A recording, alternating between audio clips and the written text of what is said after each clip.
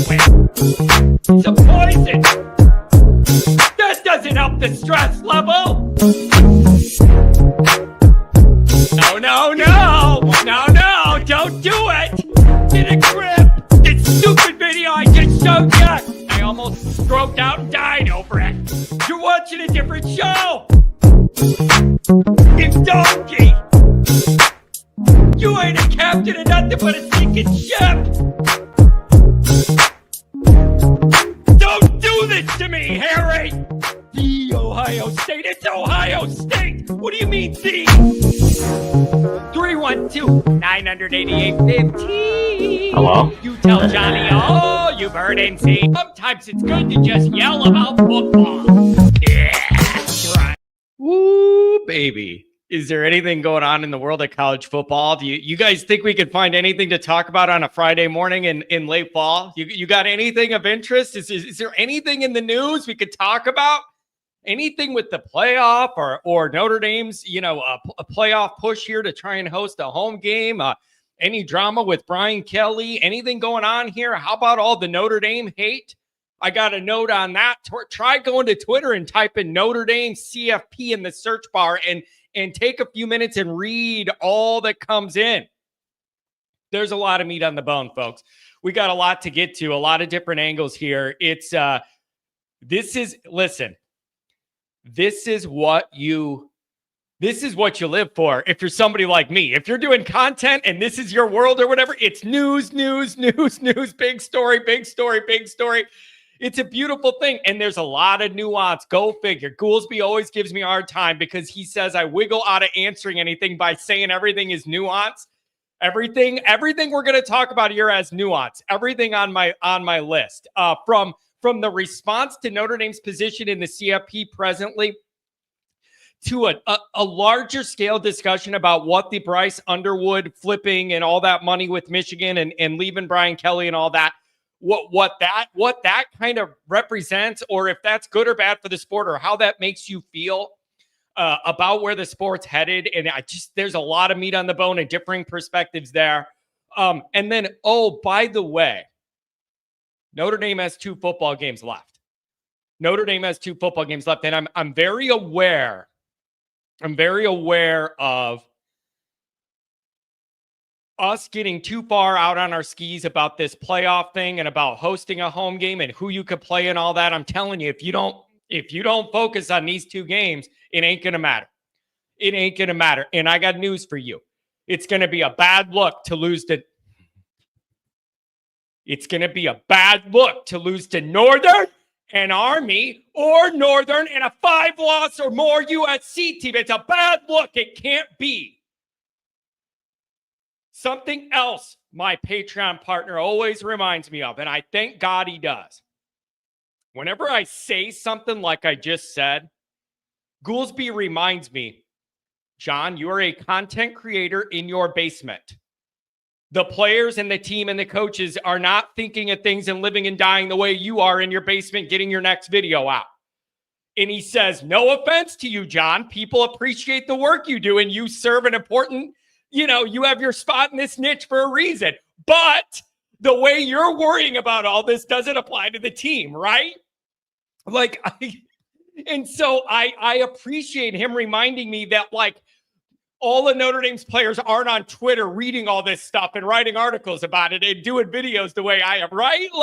I totally get it. And I appreciate him reminding me that the way the fan base feels or thinking isn't the way they're going to feel or think. And that we're thinking about who could you match up with in the playoff. That it'd be a good or bad match. The players aren't thinking it. And I hope not. Because Notre Dame's close. Notre Dame is close to pulling this all off and pissing off a big portion of the country. You are close. That Notre Dame hatred is real. It's coming from every corner of the internet. I love it. Injected in my veins. Give me it. Your hatred fuels me. Your hatred fuels me inside. Give me more.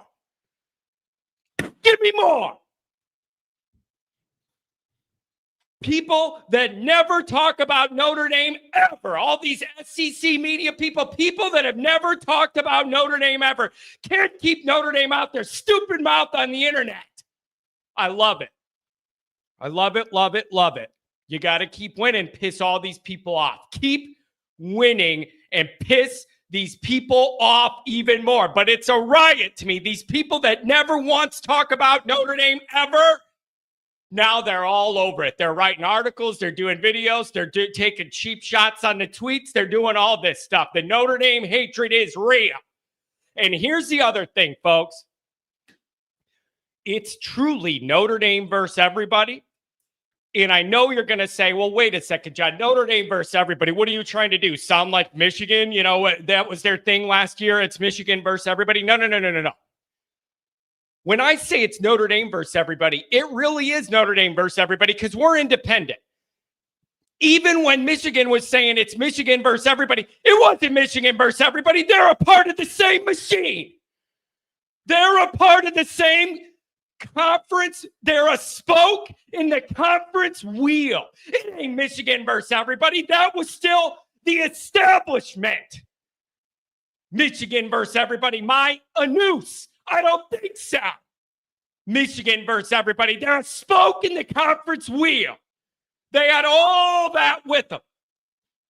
This time, when Notre Dame does something, it really is Notre Dame against everybody. You had no allies, and the more you win and the bigger of a threat you are, the more you realize how many enemies you got. And it's a beautiful thing. It's a beautiful, beautiful thing.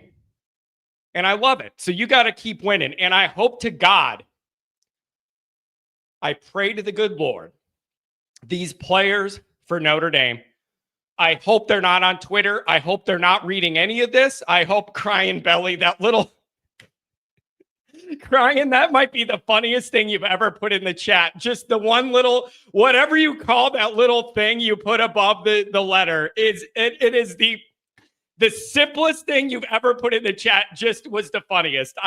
That is hilarious. Good job by you.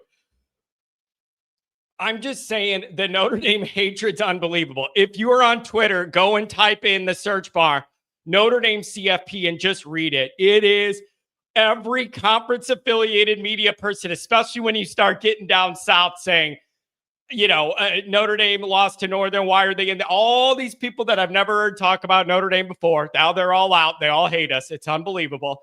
It's unbelievable. So it truly is Notre Dame versus everybody. And I need that team to not live the way I do, not think of anything else, and just win 2 football games. A couple chats, a couple things I want to go over. We'll get to the calls. There's a few people already, and I want to give you guys a chance. But there's a lot of news. I have a couple things I want to get over, and I'll get it out of the way. I want to address this. Always Irish has spiked so many footballs on LSU fans this week. Indy better win. Next week will be brutal. Pat, I've had a lot of people reach out to me about my Brian Kelly stuff. A lot of Notre Dame people, a lot of people I trust that are in my corner, that have been here forever, that support this show, that I know I could trust, that have said to me, are you jinxing us? As much as you're dunking on Brian Kelly for losing all these games, and now with Underwood or whatever, and how you're dunking on the LSU media, calling them out for buying into BK's BS and all this stuff. Like, you're really putting yourself out there. And if we fail here, you're going to get hammered. You guys need to understand, like, this is the business. I cannot not take advantage of doing content about something bad that happens to Brian Kelly that's good for my numbers because we might fail sometime down the road. I just can't live that way. I can't operate this business that way, out of fear that if I put myself out there and dunk on somebody and then we lose, it's going to backfire on me. You can't live that way when you're doing this kind of thing every day. So when you get an angle and you get a chance, you got to go for it hard. And then when it's your turn to eat the L, you just have to eat the L. You just have to eat the L. And so I just hope everybody understands, like, I can't afford to not put out content dunking on Kelly when he loses a 3rd game in a row, because we might lose a game sometime to be named later. I can't do it. So when you're a Notre Dame person, you have very few chances to actually have leverage over anybody in the country to talk anything. You got to take it when you can get it. And if it comes back to bite you and we blow it, then I'll have to eat it the other way. But that's how this goes. I can't afford to not put out this kind of content just because we might fail later. I got to go for it. And when it backfires in my face, like all 40 years of Notre Dame football has for me, I'll have to deal with it then. but like, I can't, out of fear of future embarrassment of Notre Dame letting me down, let that stop me from putting out content, going after people when they need it. I can't do it. But I'm well aware of the risk of all my tweets coming back to blow me up if we lose to Army. I'm totally aware, and I got to deal with that. And I got to eat that and read it and have my blood pressure boil and just take it. That's how this business is. That's it. And everybody doing what I'm doing, that's how it is. The LSU people take shots at me every chance they get. I take shots at them every chance they get. That's just how this goes. And I love it. I live for that juice. Whether it's for me or against me, I'm addicted to it. I like that kind of stuff. Somebody asked, okay, let me get into the super chats here. Callers, I'm coming to you. $5 holler. The Chief.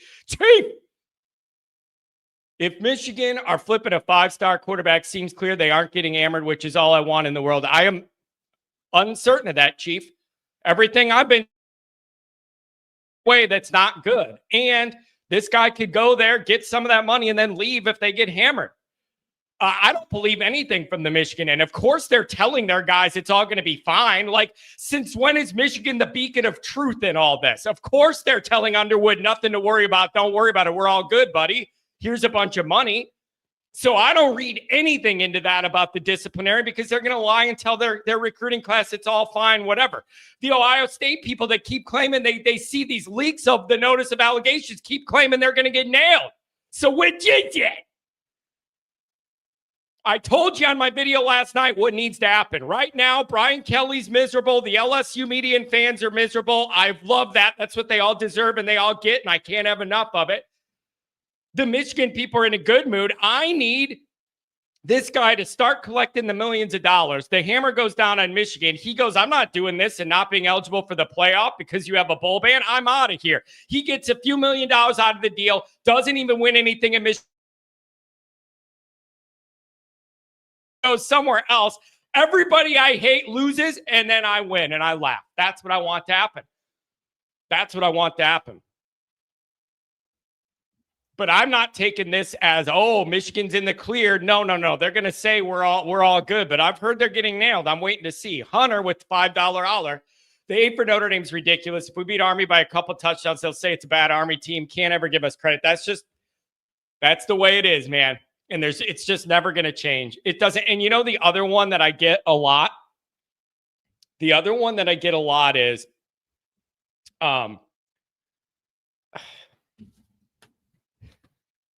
dude, the other one I get is Notre Dame's always overrated.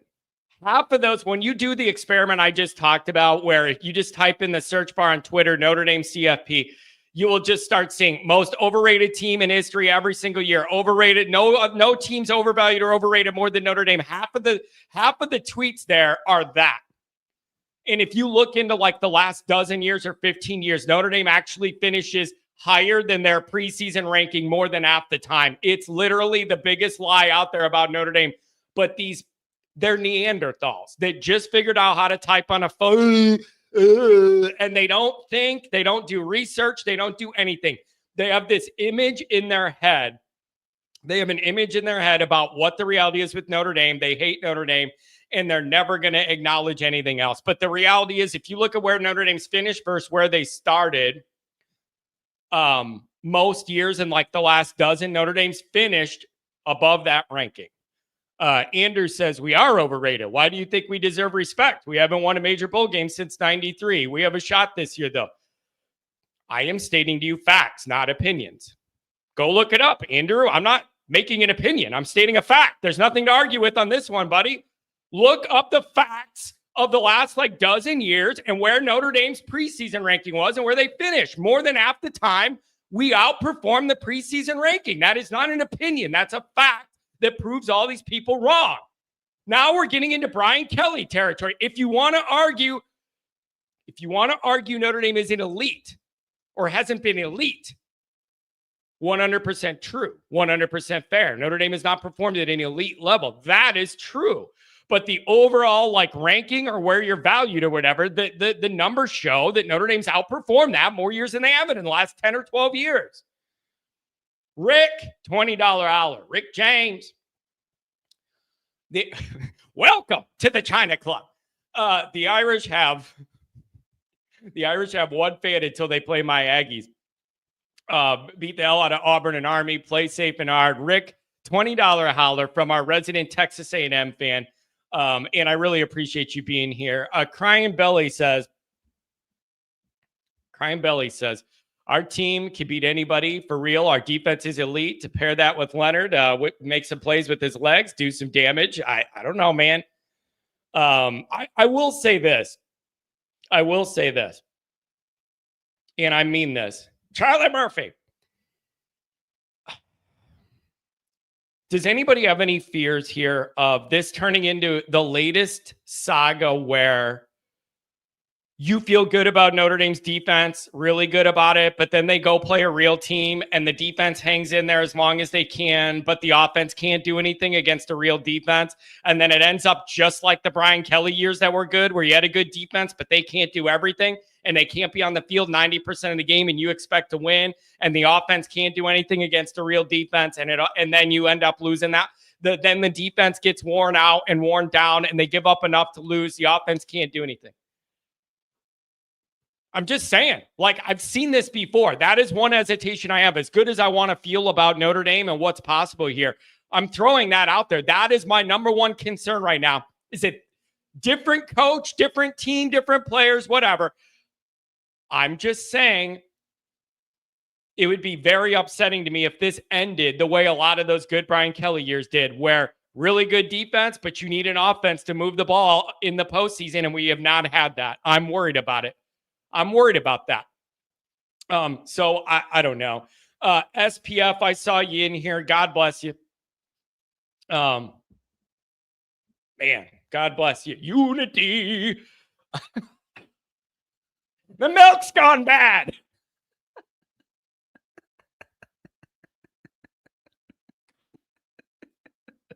Hold my drink. Hold my drink.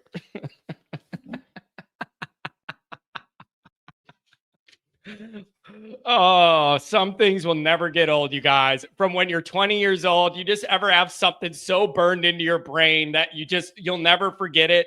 And you either know and you're on the inside completely, or you'll never understand it and wonder what it is. Hold my drink. So that's my concern with Notre Dame. Okay. That's my concern with Notre Dame. Now, I want to cover this Underwood thing very, very briefly. Okay. And then we'll go to the calls. We got a bunch of you. I want to hear what you guys think. The Underwood thing doesn't make me feel good about like the state of college football or whatever. It is clear to me the guy has been committed to LSU for almost a year. And darkness is my legs, Charlie Murphy. He's been committed to LSU for almost a year, whatever. It is very, very clear he was comfortable at LSU, which I question the guy's judgment right away that you would be comfortable with Brian Kelly. So I automatically question your judgment as a quarterback. Jane Daniels was so good, he could outplay Brian Kelly, ruining him because he was just so talented. As for Nussmeier, regression. Okay, the whole offense, regression. Jane Daniels, give him credit. He could outperform being stuck with Brian Kelly. Good for him. But what I'm saying is it's probably not good for the sport because he obviously really liked LSU, wanted to get out of Michigan and go there, whatever. And then this ended up being a money thing. And it's like, what are you going to do? That's the ball game now. Like, whatever. We lost a big high profile quarterback and it feels like your whole class is in shit. Like we've been down that road too, whatever. Fine. So I don't know if this is good, good for the sport, bad for the sport, what it signals or whatever. The pushback I have on the LSU people is I'm not letting them wiggle off the hook. You don't get to have it both ways when you're LSU. All I hear about is they are the real bastion of football. SEC, Northern people don't know about football. We're the big boys. We take it serious. It just means more. We spare no expense. Everything is about football. Everything is about winning at football, and we top notch everything. We're doing all this like whatever. It is what it is. SEC, real football, big time. LSU's a big time program. We spare no expense for football. Okay, we're going to spend $100 million and give it to Kelly, even though he hasn't won a major bowl game. Like, we're going to do all that. But now you're crying poor. Make it make sense. It's obvious the guy preferred LSU to Michigan, or he wouldn't be committed for a year. If it just comes down to the money, and you're such a big shot program, you don't have a big shot donor. You're telling me there's no donor that walks around with $10 million in his pants, is walking money around the country clubs Brian Kelly's playing 3 times a week? I refuse to believe that. So you want to tell me you're a big shot? You don't have an extra 10 or 12, couple million to level up? I don't believe that. So you're not that big time if you don't have that kind of money around. I've seen the LSU people on Twitter today saying our state's too poor to be able to keep up. And I'm not touching any of that because that gets into socioeconomic stuff and it'll lead to politics some way. I don't even want to deal with it. But they're already talking about our state's too poor. We don't have the kind of money with people ready to pony up to do all this stuff. I don't know. I'm just saying LSU can't have it both ways, where they want to talk like they're a big shot program and you're getting outbid by Michigan for a guy you've had in the building for a year. Come up with a few more $1 million or do something. So I get it. Like money talks. Yeah. So LSU, why don't you come up with the money? It's the stupidest argument. Money talks. What are you going to do? I keep hearing the Godfather offer. Make him an offer you can't refuse. What do you mean? Come up with the money, LSU. It's obvious he wanted to get out of Michigan. The guy grew up 20 minutes from Michigan. He knows everything there is to know about Ann Arbor culture in Michigan, everything, and he clearly wanted to get out of there and go to the SEC. So it's not a valid excuse to just go, oh, money talks, blah, blah, blah. Yeah. So pony up. And if you had the money to pay Kelly to sit around and make everybody else recruit while he golfs, you could certainly come up with the money to keep this guy if you wanted him that much. I'm telling you, a few less tee times and a few more of those donor benefit Q&As with the head coach. Okay. John, you are walking contradiction. You sat here and said you wouldn't pay for a high school. I don't remember saying that. It makes me very, very uncomfortable. It makes me very, very uncomfortable. And the other reason that doesn't apply to me is I'm going off of, this is LSU specific. Take me off the tape. No. Take me out. This is your world, SPF. What do you mean I'm lying? I don't like the idea of paying a guy that's never played a snap, but I'm not saying I would never do it, but it makes me very uncomfortable and I don't like it. I've said that before. But LSU specific, where I'm getting rubbed wrong is you guys talk like you're a big shot program and you're getting outbid by Michigan for a guy you need to keep this all together. It rubs me the wrong way. It makes me think your phone is in fake. Come up with the money. Come up with the money, or you aren't as big and bad of a program as you think you are. If you don't have a donor that's going, oh, what's it going to take to level this up? $5 million? All right, here you go. Kidding me? You don't have that? You don't have anybody that likes Kelly enough to throw that in? Come on. But I think I've said before, it makes me very, very uncomfortable to pay big time money to guys that have never played a snap before. And I hold true to that. Do you ever think about how embarrassing your life is that there's 17-year-olds that haven't even played a down of college football that are millionaires? And here I am yelling about stuff in my basement to make a few bucks. You ever really think about how pathetic we all are? 17-year-olds that have never played a snap in college football are millionaires. And we're all slaving away working for some boss the rest of your life. And then you die. I mean, give me a break. It's depressing if you think about the realities of it. I don't know what you guys are saying that I said. I have said I would be very, very uncomfortable providing that much money to a guy that's never played before. If you're going to do it, you're going to do it. It would make me very uncomfortable. I have said that before. I've never said I would never do it. It would make me very, very uncomfortable to do it. I've said that. And so, I don't know. But it is really, really good to see the LSU people miserable. It makes me so happy. They were so arrogant. They were so certain just getting Brian Kelly out of South Bend would undo all of his warts and he'd be the perfect head coach and they would win everything. And he just needed to get out of the nightmare that's Notre Dame and everything would open up for them. It's so great. It's so great to see this all blow up on them. It's the only thing they had, you guys. The whole year's ruined. Kelly's trending. It's the most simple concept in the world, you guys. The longer you're coaching somewhere, you should probably get better, not worse. So the fact that they're trending down in year 3 makes me happy. Their whole thing has been, this year's ruined, but at least we have Underwood, and then that is our hope moving forward. Now you don't have that. I hope the other guys decide to take money and go elsewhere, and it can all just fall apart. It can all just fall apart.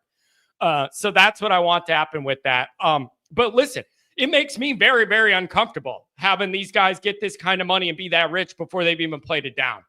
It really is probably not good for the sport, but I get that that's just kind of the way it is. Andrew was saying, like, John, do you get mad when a team bids for a hot shot Japanese prospect in baseball and the highest bidder and the Yankees or the Dodgers get him or whatever?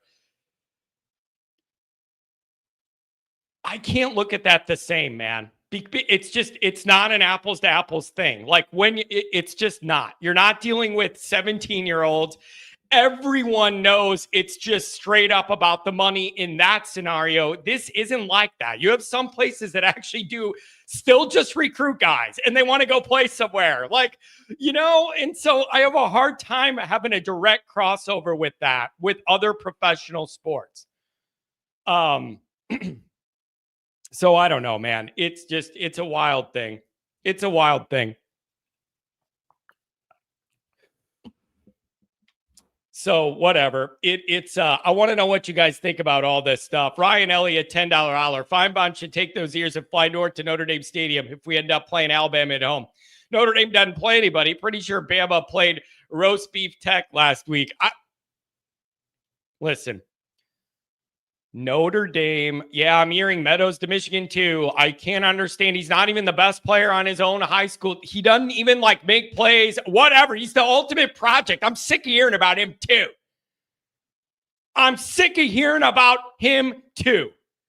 All this potential and athletic traits and everything. And then I hear that he isn't even performing that great on his own high school team. So what gives? I'm getting frustrated hearing about that kid. John, what more does college football have to do to prove you it's pro sport now? Andrew, I think what I have a problem with is, like in Major League Baseball or like the NFL or something, the only way to get things done is like the money. And that's what talks. I think where I'm uncomfortable is we're still blended to where some of it is genuine recruiting, but then with certain guys, it turns into the pro thing and it's not across the board. And it makes me, at least in a Major League Baseball negotiation, it's just crystal clear. There's no gray area. It's just a financial discussion. I'm uncomfortable that it's blended right now and that some of your class is regular recruiting, but some of it is the highest bidder. Like, I guess I'm uncomfortable that it's blended and then you got to figure out which guy is which. And then which one of these games you're going to have to play with what guy or whatever. It's just the inconsistency of it, or like it just feels like everybody's not playing the same game. It just feels like everybody's not playing the same game. And so I don't know, man, but I'm going to repeat that. I'm going to vouch for myself. What I have said in the past is I would not like and be very, very uncomfortable paying a guy millions and millions of dollars that has never played a college class yet or a college game yet. I would be very, very uncomfortable with that. I'm not saying I wouldn't do it because it's not going to be my money, but I'd be very uncomfortable with what that represents. That's what I've said. And I'll vouch for that. Find me saying something different on here. That's what I've said.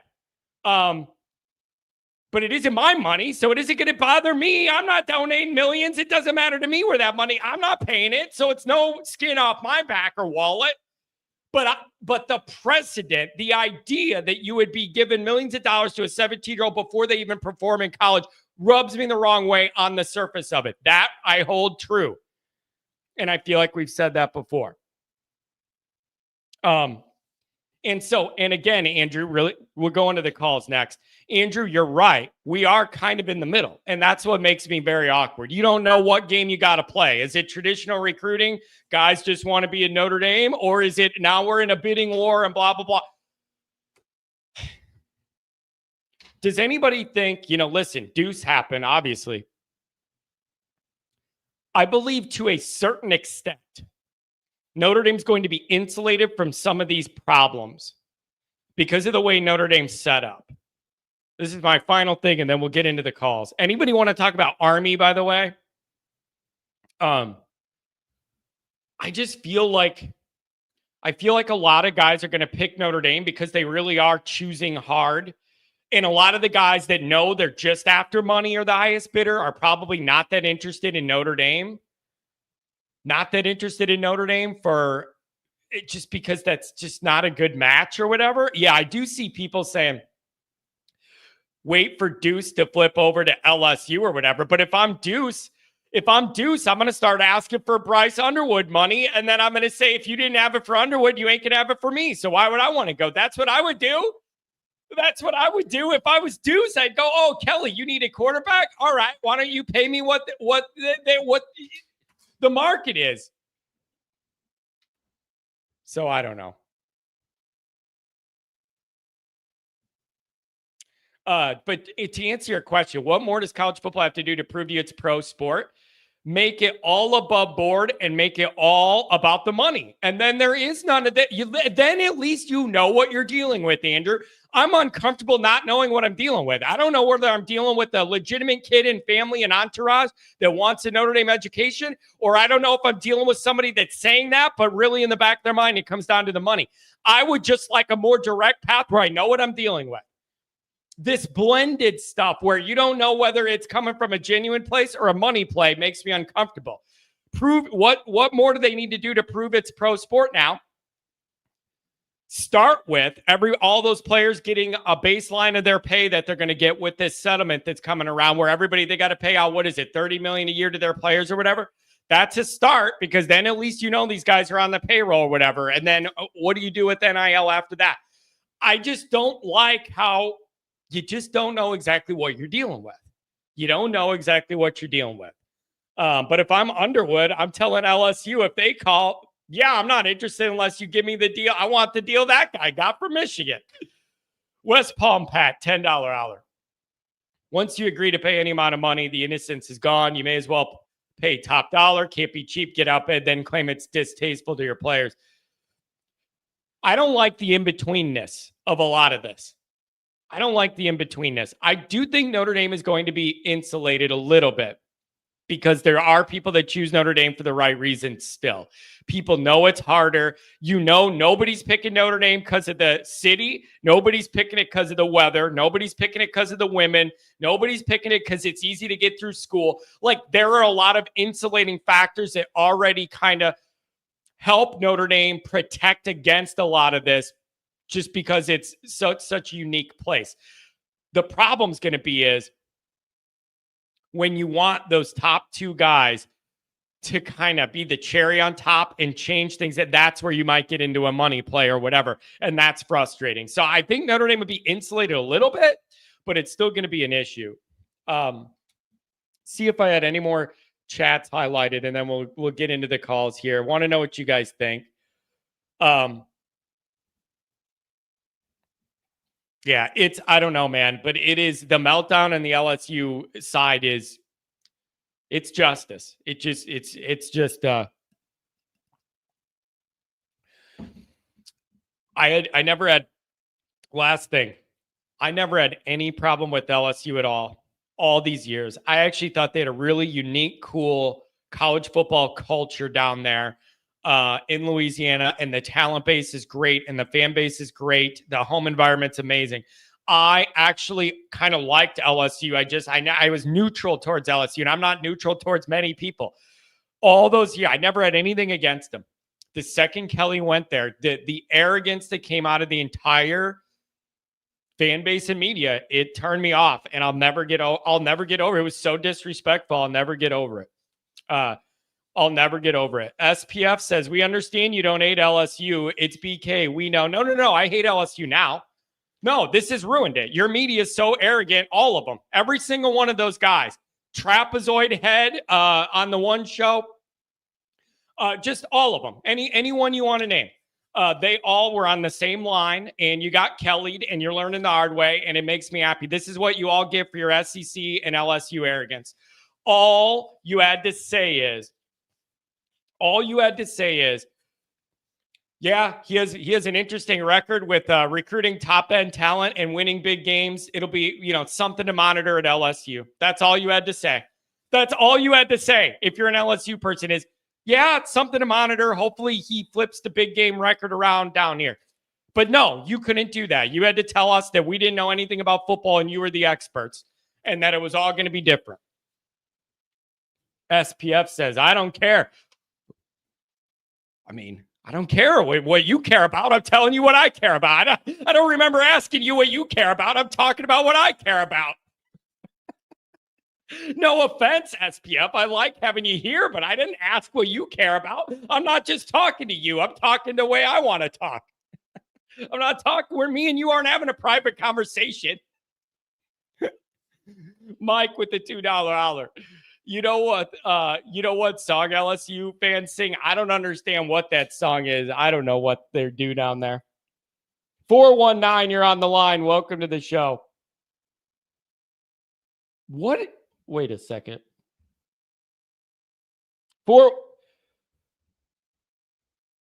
Something's going on.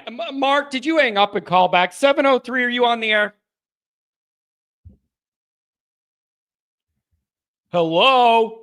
Can you hear me, John? There we go. Gotcha. I thought I had a phone problem. I think I'm okay. I got you. What's up? Hey, how you doing? Good. What's going on? Here we go. Got me now? Yeah. Okay. Hey, John. Long time. How you doing? I'm doing good. What's going on, buddy? I'm getting ready. Hopefully, it's a playoff game as usual since week 2, and it's something we can take care of business and get to the end of the year and hopefully get a home game. 2 more. You got 2 more, and I'm doing all this. I'm doing all this talking and all this. I'm talking about LSU. I'm talking about everybody else. We got to take care of our own business. And I'm fully open to that. Like, I am setting myself up, and I am aware of it. And if Notre Dame falls apart the next 2 games, I deserve all the shots that come my way. Yeah, I agree with you. After we lost Northern Illinois, I don't get excited when Brian Kelly loses anymore. It seems like every time as a fan base we get excited, we stub our big toe like last year and stuff like that. But I am enjoying watching his meltdowns and him yelling at players and blaming everybody else. And in the podcasts they've been having have been very funny because there was one came out this week saying that he's on the golf course all the time. Oh yeah, I heard all that. I heard all of that. They got radio shows where people are calling in. I want to know how come my retired buddies are saying they saw BK down there hitting the tee time instead of recruiting. I don't like it. It's hilarious. I can't get enough. Yeah, and it was nice to have our coach who's working his ass off all the time. He's not perfect, but he's really doing good. And I love to piss off Marcus Freeman. I wish he stayed pissed more. Yeah, me too. Every time he gets pissed, the team plays better. Yeah, me too. I want him to. I love it. Yeah, I want him to maintain that. I don't like this up and down and all over. I want him to maintain that intensity, but just adjust it to the moment where you need to and tweak it. But I love that. And Freeman seems to be much more comfortable than he was the first couple of years. And it just seems like he's finding a stable place to operate from. Yeah, I think the freaking Northern Illinois game is what really made him say, F it. If I'm going down, I'm going to be myself. Yeah. Doesn't be Mr. Nice Guy. And I want to flash back to that game because this is what I don't understand. We finally take the lead. We had the ball. Where are we down? Yeah, we're up by 2. We're up 14. It was 14-13. We had the ball midfield. with about 5 minutes to go, right? 2nd and 1. Then what they're going to do is get 2 more first downs and the game's over. They're not going to drive the field and get a field goal on it because they were controlling the clock. And they call a bomb. I mean, Ryan Leonard had to throw a better ball than that. But why are you calling a bomb on that play? Just run off the clock. Why are you making me remember? Why are you making me remember this nightmare? I'm trying to forget this nightmare, man. No, I was flabbergasted because when he threw that ball, I go, God, there's somebody wide open. Yeah, it was the defensive back. And, of course, he runs back to midfield. But it's like, you either overthrow that ball or you hit it right on the dime. Yeah. But people forget during that game, Greathouse dropped a beautiful ball. That's true. That would have been a touchdown. Yeah, that's true. And you know what else? A couple that not only offensively, but a couple things happened to the defense that has never happened the rest of the year. As far as just a couple of the weird bad plays that defense play, that it isn't going to happen the rest of the year. It's really unfortunate. The good news is you're on a big winning streak, man, and you have 2 more here. Any thoughts on Army? I would feel irresponsible if we just crap talk Brian Kelly the whole time and we don't talk about Army or whatever in this game. What do you feel about this game? They're undefeated, but I have questions about who their stats are coming up against. You know, they have the number 2 scoring defense and we're number 3, but they're doing it against Lehigh and Rice and Tulsa. How do you judge Army? How do you look at this? Well, I mean, we're all apprehensive because we're Notre Dame fans, and we always think about the close games with Navy or that Army game about 30 years ago in the Meadowlands. But the thing is, they haven't played anybody as big and fast as we are. But the problem is, if we come out there turning the ball over or keep having 3 straight possessions at 3rd and 17, we're going to be in trouble because if they start getting 3 or 4 yards a clip, my whole thing is I just want to jump on them early, make them play. If you look in the last couple of weeks, their offense is kind of stagnated. I don't think they got over 300 yards the last 2 weeks. And so hopefully they're maybe wearing down. I think, like I said, they haven't played guys that physically as fast and as strong as we are. Yeah. But, you know, 1 and 12 on 3rd down. 1 and 12 on 3rd down, Notre Dame was last week. You can't do that. Yeah, you can't do that. The penalties were outrageous. You had just under 100 yards penalties. You can't do that. So I'm looking at it this way. If Notre Dame was going to have like an off game where they made some of those kind of mistakes, I'm kind of glad it got out of the way because I don't think they'll do that again. And they usually play pretty tight away from home this week. You can't make some of those mistakes. 1 and 12 at 3rd down, you're going to lose to Army. You just can't do it. You can't do it. You know what's so laughable? Last week, I was at my son's house in Pennsylvania watching the game. Of course, we're frustrated as hell, as you know, as we usually are early in the game. The thing is, we played probably a C game. That game, we still put 35 points off, and we left 20 points on the floor. You know, you missed 2 field goals. Yep. I'm not including the 50-some yarder. 2 field goals. We had one called back as a hand to the face. The other one, I still haven't got the right ruling on the fake punt because he wasn't under center. That's the whole thing. And they knew that the play was going to be ran, the officials, so they jobbed us there. Then we had the one winner had the ball tipped going in the end zone on 4th down. So we could score 55 playing a shitty game. That's what's amazing about this team. We haven't played an A game yet. Yeah, hopefully we keep peaking as we get going. It's a good point. Hopefully the injury bug stays gone. And that's what gets me excited. College football is so wide open this year. There is no great team. Yeah. And I'm not scared to play Alabama. You got to play them anyway. Sometime might as well get out of the way the first game because you beat them. You don't have the greatest confidence in the world. We beat the big bad boys. Yeah, it is and really. The thing is, I wish we could have 3 of our players back. The 3 I would love to have is Morrison because you can't have too many good corners. I like to have either 12 or 5 with another pass rusher. I really like to have our center back. Our first one, because that offensive line will really be gelling right now. Yeah. If we had one more starter back. But beggars can't be choosers. Everybody's going through it. But it's just so damn close, I can almost taste it. Yeah. We could be a dangerous team. I don't care if we got to go on the road. I'm not scared of everybody playing one team. I love to get somebody here at 35 degrees or 25 degrees. Yep. Snowing like I saw up there this week. That'd be great. Yeah, it would Bring be. Alabama or Georgia up there. Yeah, it would. And you know what? I'm in wait and see mode too on these matchups or what it could be like. It could range from like a fairly easy game one at home or a really tough game against an SEC 2-loss team, whatever. I just want to get into that position. But I don't know, man. You got to go to Army and you got to penetrate that backfield, cause problems for them, get off field. You got to finish your drives. I know a bunch of people are saying expect Notre Dame to be throwing the ball against Army and whatever that second. Whatever you want to do, you should have better athletes than Army. And if you don't, something's going really, really wrong. You need to do your job and win that game. Just get our players in space. That's what I'm waiting for. I just wish they use Price and Love in the backfield more. And I would love to see, John, I know maybe I'm crazy, is jet sweep or the touch pass. Yeah. We never ever do that. I see these teams doing it 10 times a game. Why should we ever do that? Everything's always inside the box, whatever it is. But, he knows more than me, Jim Rock, obviously. But it's like, wouldn't it be nice if we could do that or do more slip screens? Because one of those are about to break. Yeah. I would love to see some new things here. I really would. I would love to see some new things coming. I would love to see 2-back sets with Love and Price. I'd like to see some new things as we move along here. I don't know if we will or not. Anything else, my friend? Thanks for the call. It's been a while.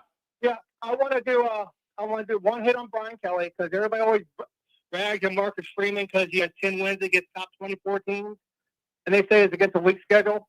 Ain't no damn weaker than Brian Kelly had, and the old genius, the Family Guy, he was 20-24 against top 25 teams in Notre Dame. So, everybody could take that. And if you haven't noticed, the recruiting is better because everybody says, well, we're not getting these guys. They're picking out guys that nobody's paying attention to. Yeah. And a lot of the guys we're losing at the end, what have they done at other schools? Is Keeley busting a grape right now? Bowen? All these other guys in this Deuce Knight? Thank God. He was never going to stay here anyway.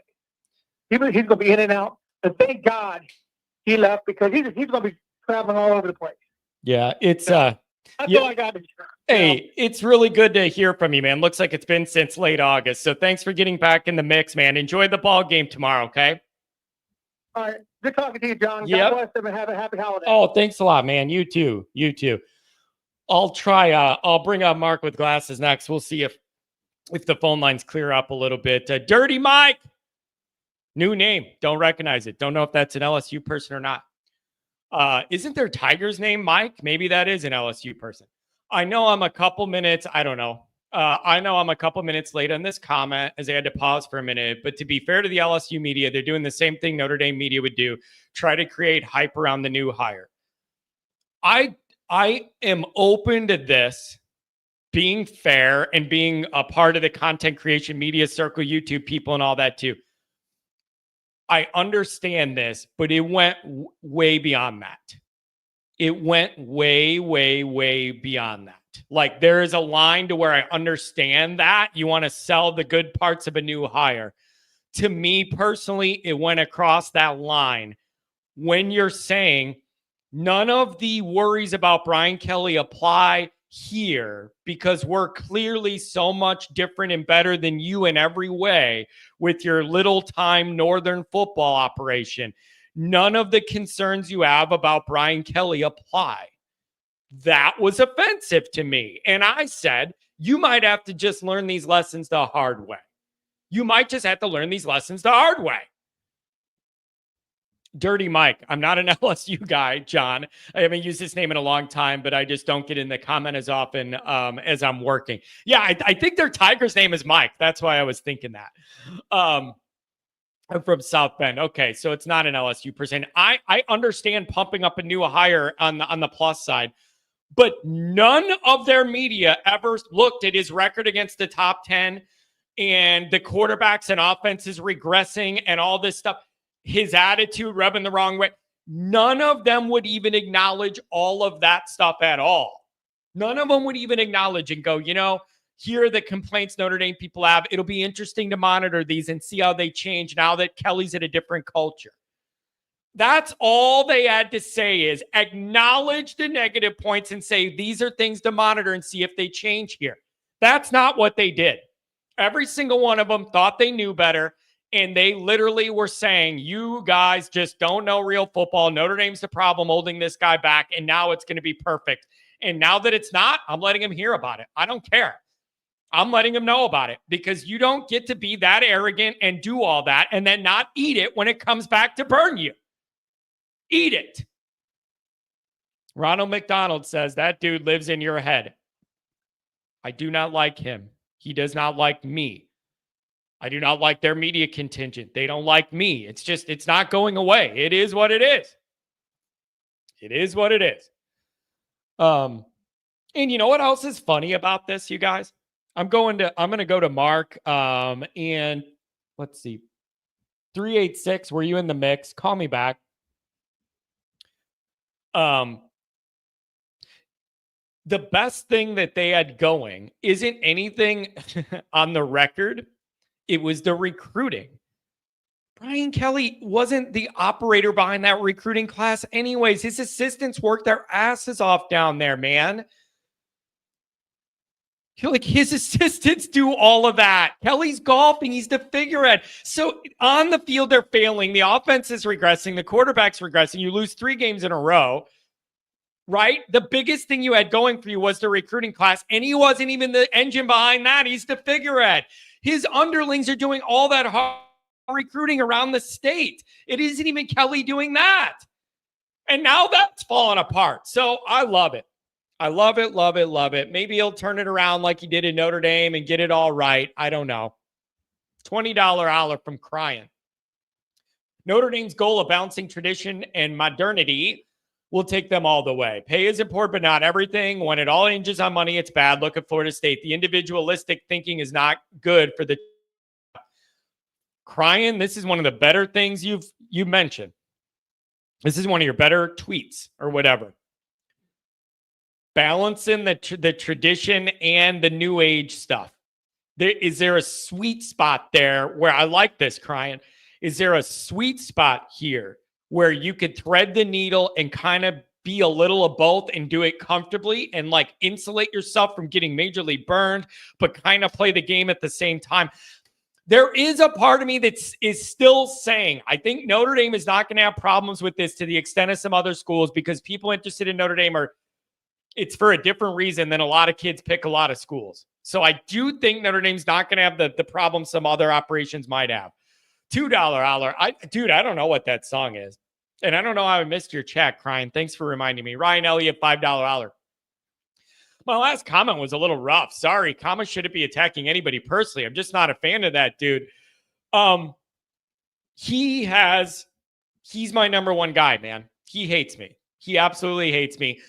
I'm relentless with him. He's relentless on me. The second we lost to Northern, he was the first guy on the call-in show trying to troll me. Like, he comes at me really, really hard whenever he gets a chance. I go at him really, really hard whenever I get a chance. That's just the way it is. He does not like me. I don't like him. I will say this, though. I don't know how he feels about my content.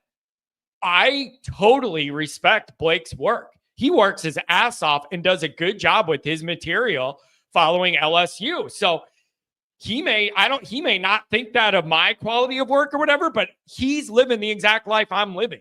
Doing it from home, making a cool studio, doing like working your butt off, no days off, year-round content for LSU. I totally respect how he goes about his business. He does a really good job. It's just that LSU SEC arrogance I'm not letting them get away with. So he does a good job, but he hates me.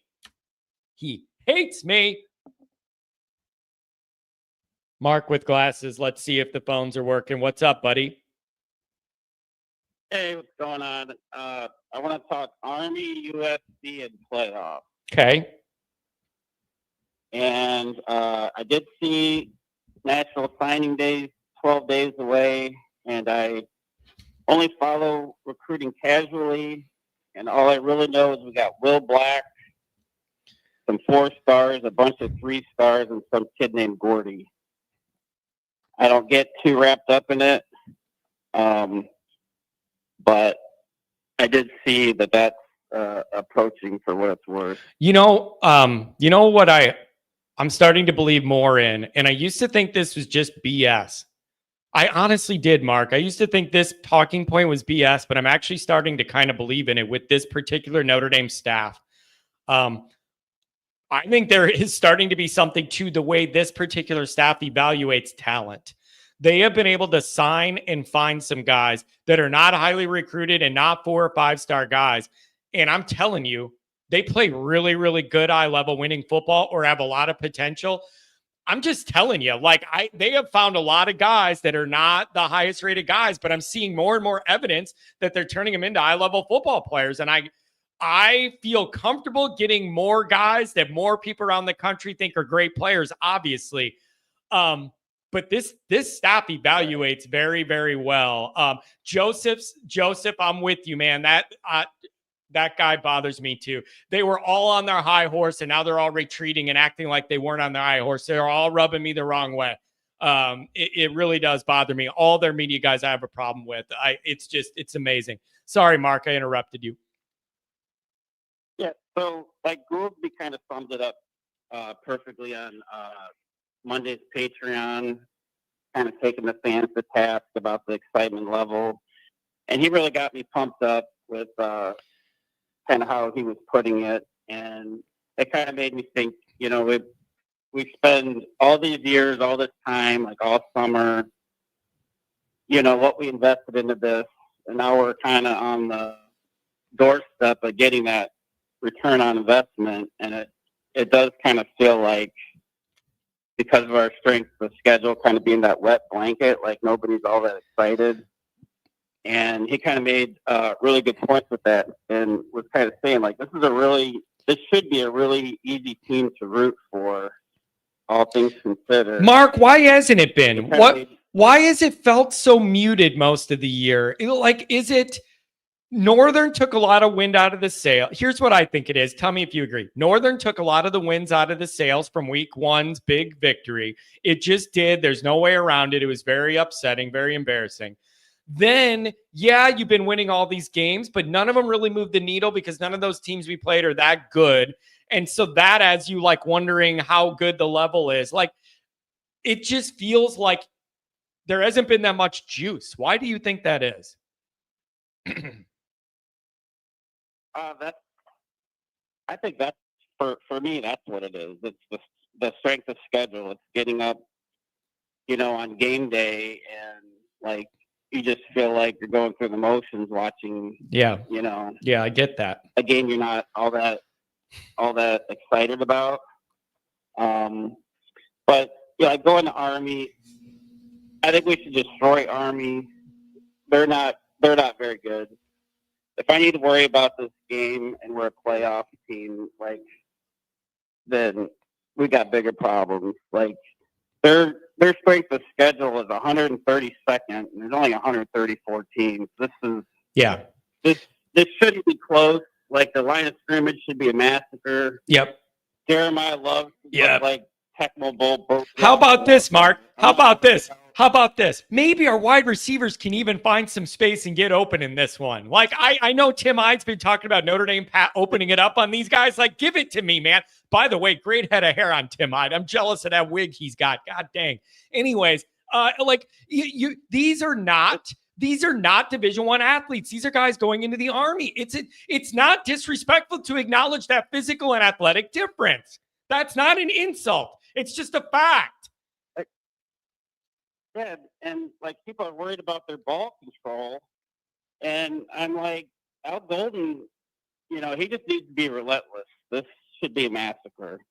Like they're gonna score some points, but if this game is even close, I'm gonna go ahead and put myself on a self-imposed remainder of the season suspension from calling into the show. Yeah, this should be a blowout, and I like what Andrew mentioned the other day about Love and Price out there together. Yep, love that. Yeah, and I even think it'd be neat, like on the goal line, if they did the old T formation in honor of the Four Horsemen. I like that. To punch in a touchdown that way. This should be a massacre. Mark, it's Notre Dame should be able to win this game handedly. And I don't want to be disrespectful, and I'm really not. I wrote an article for Sports Illustrated this week. Dame needs to respect Army, but not too much.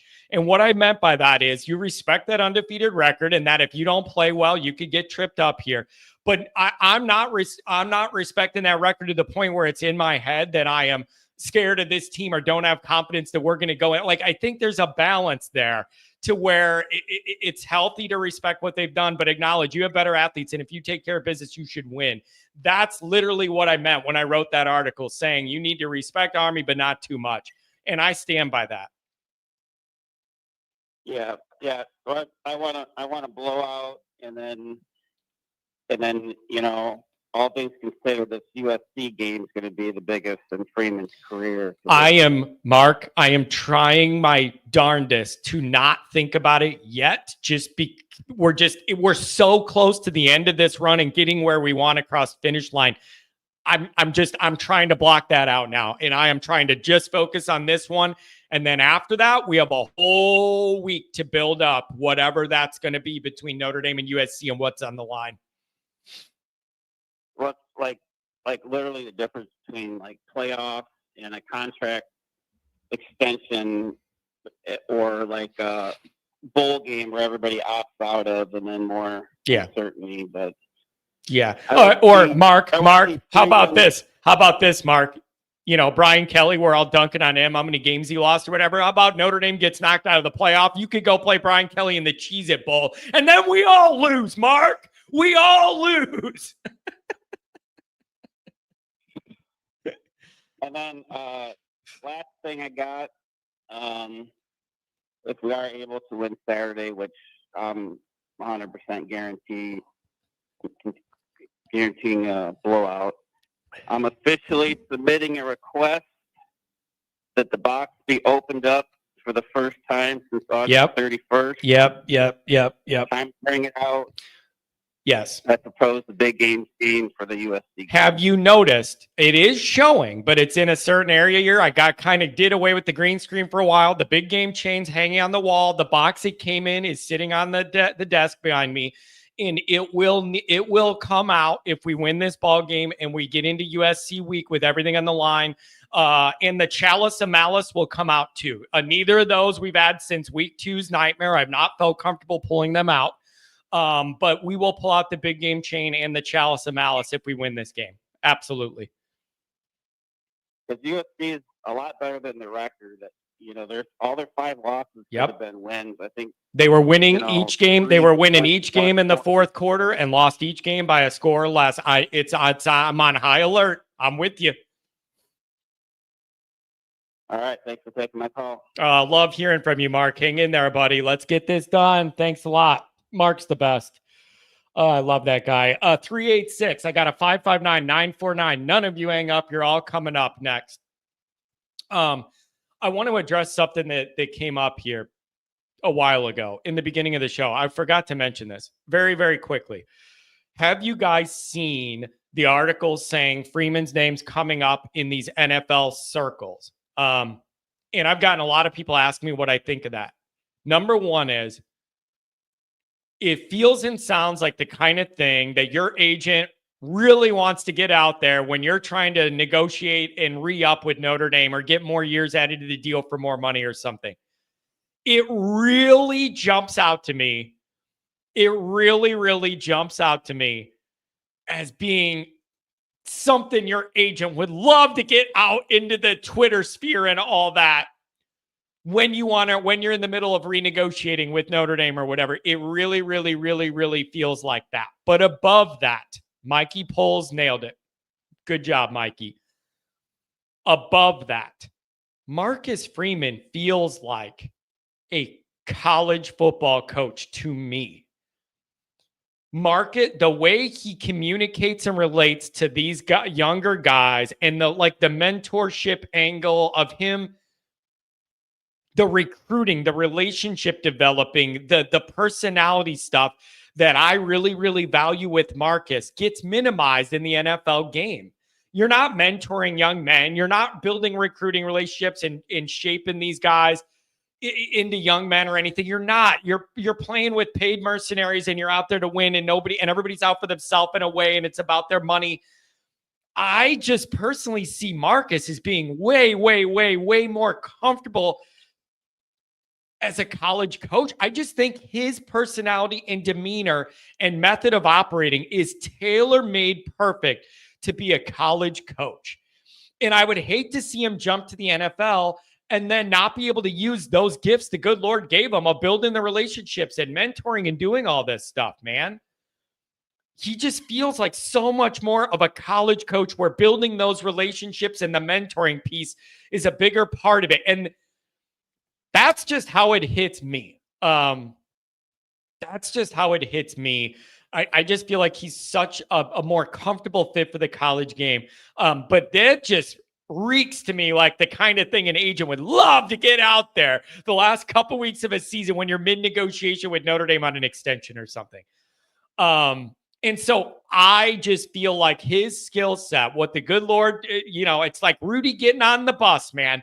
You got to work with the gifts the good Lord's given you. And for Freeman, it's those relationships and the way he navigates all that. And that goes away to a large extent in the pro game.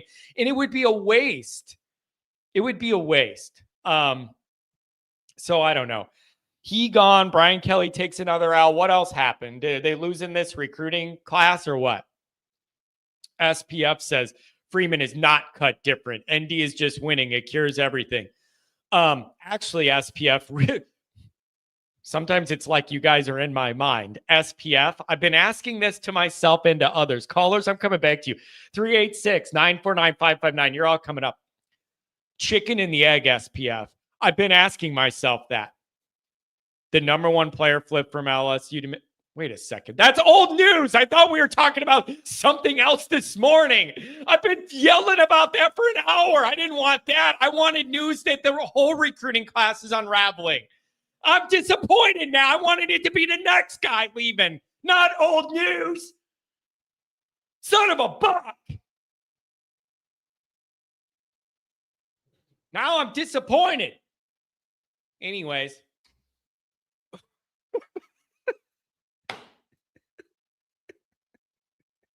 I don't even remember what I was yelling about now.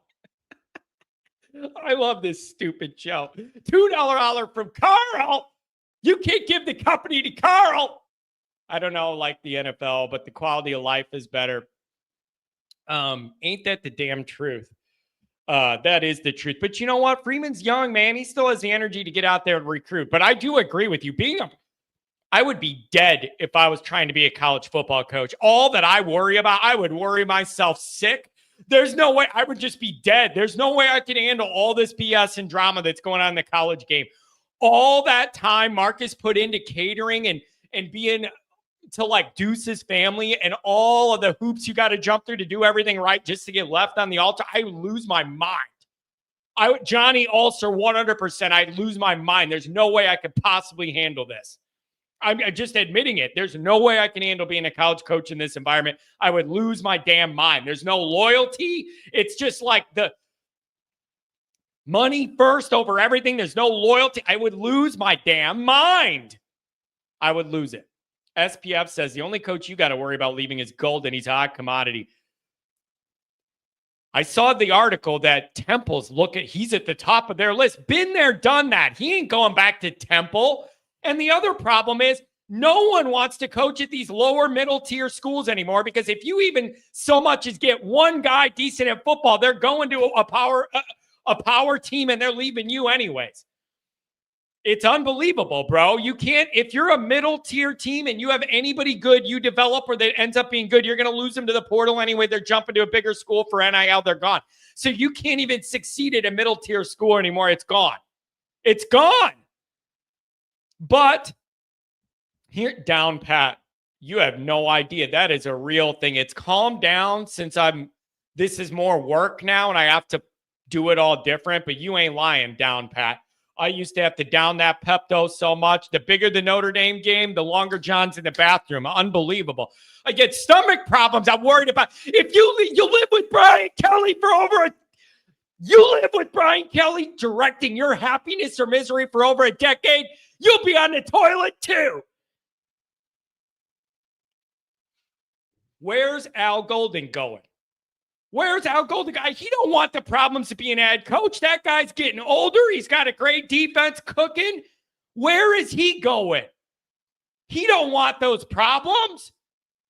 Al Golden doesn't want those problems. He's doing fine. He doesn't need to go prove himself for his legacy. He's doing just fine. Where's he going? He don't want no head job. John, can you rank the ND coaches that cause you the most pain in life? It's Brian Kelly, number 1, and then everybody else is number 80. I can't even, I'm sorry, man. What about Willingham? What about David? Well, listen, what about Charlie? I know. There's something unique about the way Brian Kelly gaslit you that makes it different. And the amount of time he was there, obviously, without ever winning a major bowl game, but ruining over a decade of our lives. But there's something about his personality that just gets at you. It just, you can't, it just, there's something there. It just gets you every time.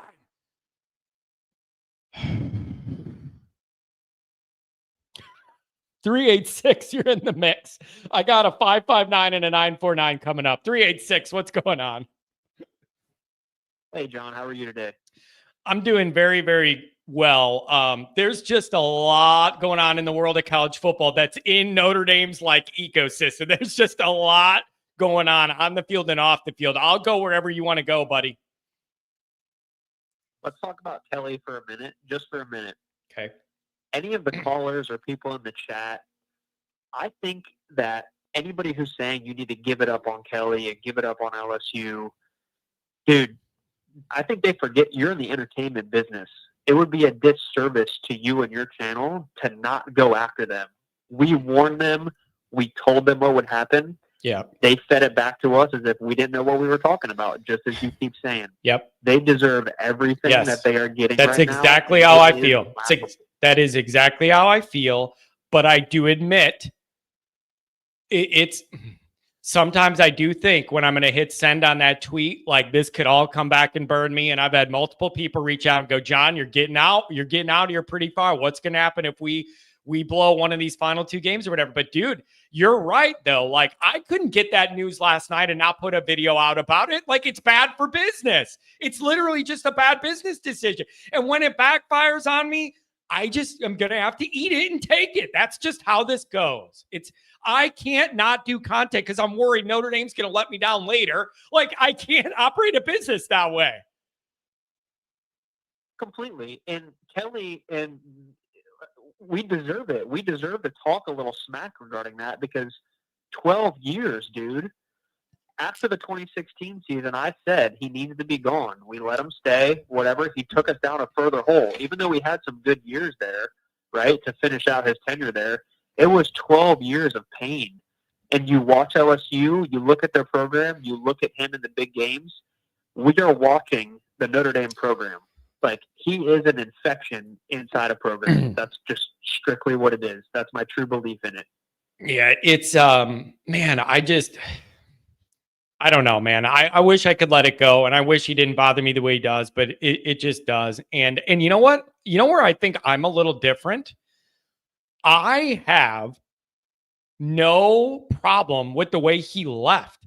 I know a lot of Notre Dame fans that turned only when he left in the middle of the night for LSU and gave that little bullshit speech to the team the next morning or whatever, and then left. Like, I know a lot of people that don't, that's the thing they go to of why they don't like him now.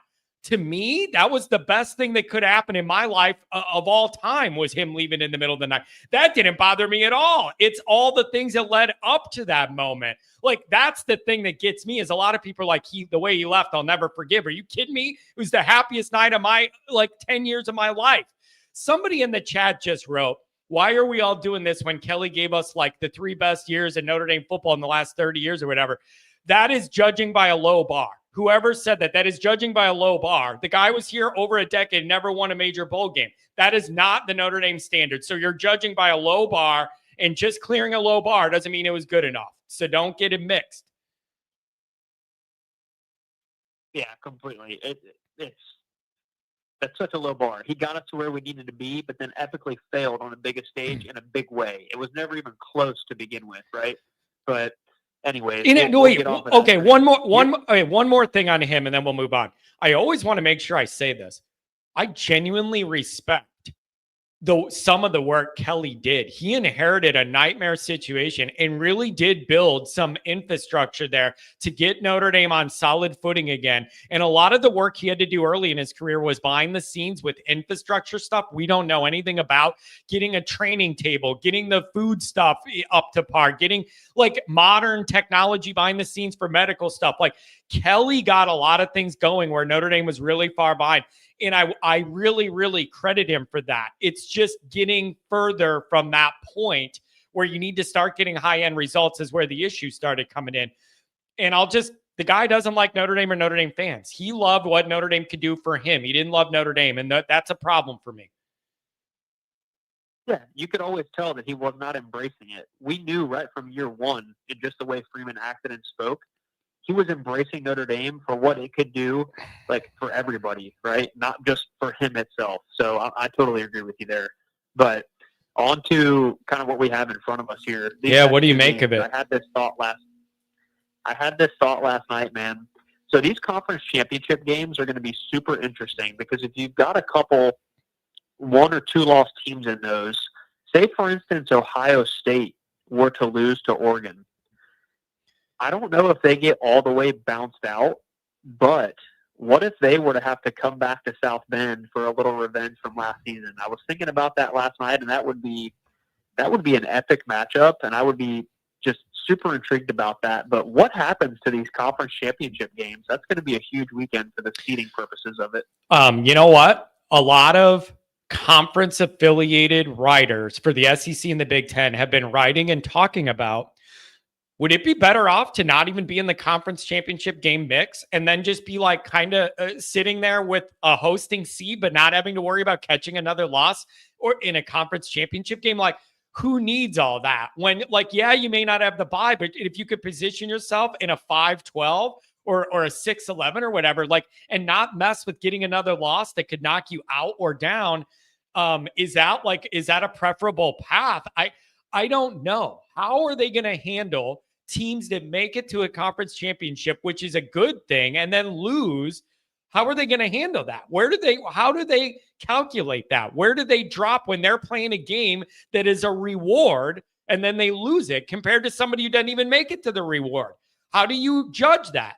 Yeah. One of the most perfect examples to that is Ohio State.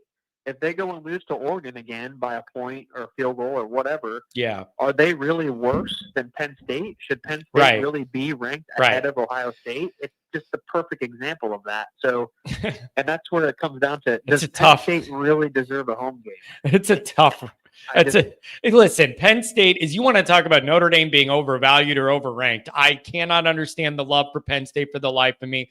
It's before the season. I yell about it in August when I see them ranked 6th when the AP poll comes out in the second week of August. And I go, what did they do to deserve? They're always up there. I don't know what it is, the Big Ten or the old brand or Joe Pa's memory. I don't know what it is before the pervert stuff. I don't know what it is that they're obsessed with, but they love them. And let me tell you this. You brought up that Ohio State, the idea of them dropping a game and then maybe coming to South Bend or something. That's a tough round 1 draw for Notre Dame in a bunch of ways. Number 1 is how talented that roster is. And number 2 is you would no longer have any advantage of playing in northern cold weather because that's something Ohio State's very comfortable and used to doing. That would be, compared to a bunch of them, a bad draw for Notre Dame for those reasons, I think. Don't you agree? It would be exciting to get them back, but you're not having that benefit of the cold weather or anything. Yeah, I would say so too. And if you put it that way, we're almost hopeful for an SEC team, Ole Miss and Alabama, someone like that, right? We're almost hopeful for that. So that's a good point you bring up there. It's going to be very interesting. I'm really not worried about tomorrow at all. It's a night game in New York City. I think we're going to show up. I'm kind of with you. Let's not blow this Army team up and make it this big, undefeated match. No, you got to have. I'm trying to find a balance of healthy respect for their undefeated record and what they're trying to do with their mission in life overall, and be very, very respectful of that. But I am not. Dude, I'm looking at my stats and I'm getting in, like, I'm writing my articles, I'm breaking stuff down. I'm looking at the stats. When I see that Army has the number 2 scoring defense in the whole country, only behind Ohio State. It's Ohio State number 1. Army's given up just a tick over 10 points a game. We're giving up just over 11 a game. And I'm looking at this, and I just can't convince myself that it's the same, that we're that close when they did it against Lehigh and Rice and UAB and North Texas. I cannot intellectually look at it that they're really that at that same level of defense as Notre Dame because of that competition. And I'm acknowledging that Notre Dame's competition has not been that great this year, but it's still at a different level week to week, body to body than this schedule is. And I want to see Notre Dame show that difference, damn it. Totally. It's one thing to be respectful of the academies and whatnot. That's totally fine. But this is, come on, these are not Division I level recruits. This is Notre Dame versus Correct. Army, what we're talking about here. Correct. And it goes back to what you said. If we have to worry and look back on this season of, wow, we really let ourselves down to Northern and Army, we are still so far from where we want to be. That's why I can't even entertain any type of hype in this game up. Let's get in there, take care of business, stay healthy, and then like you've been saying, it's a rocky road trip. Stay healthy this weekend.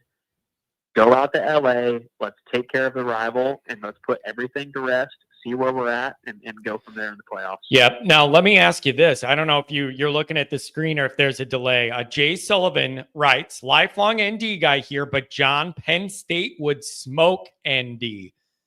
I don't think you're going to find a lot of agreement with that, Jay Sullivan. I feel like a lot of Notre Dame people, I mean, right or wrong, they think Penn State would be a decent matchup for Notre Dame early in the playoff. And does anybody see any symmetry between Penn State and Notre Dame playing really good defense, but like I can't always trust their offense? It seems to be like a matchup on matchup there with strengths and weaknesses that line up. What do you think? Yeah, I think we're pretty similar. It's interesting, though, from a lifelong ND fan to just say we're going to get smoked by Penn State. If there's anybody in the playoff that I would be wanting to match up with, it probably would be them towards the top of the list. Yeah.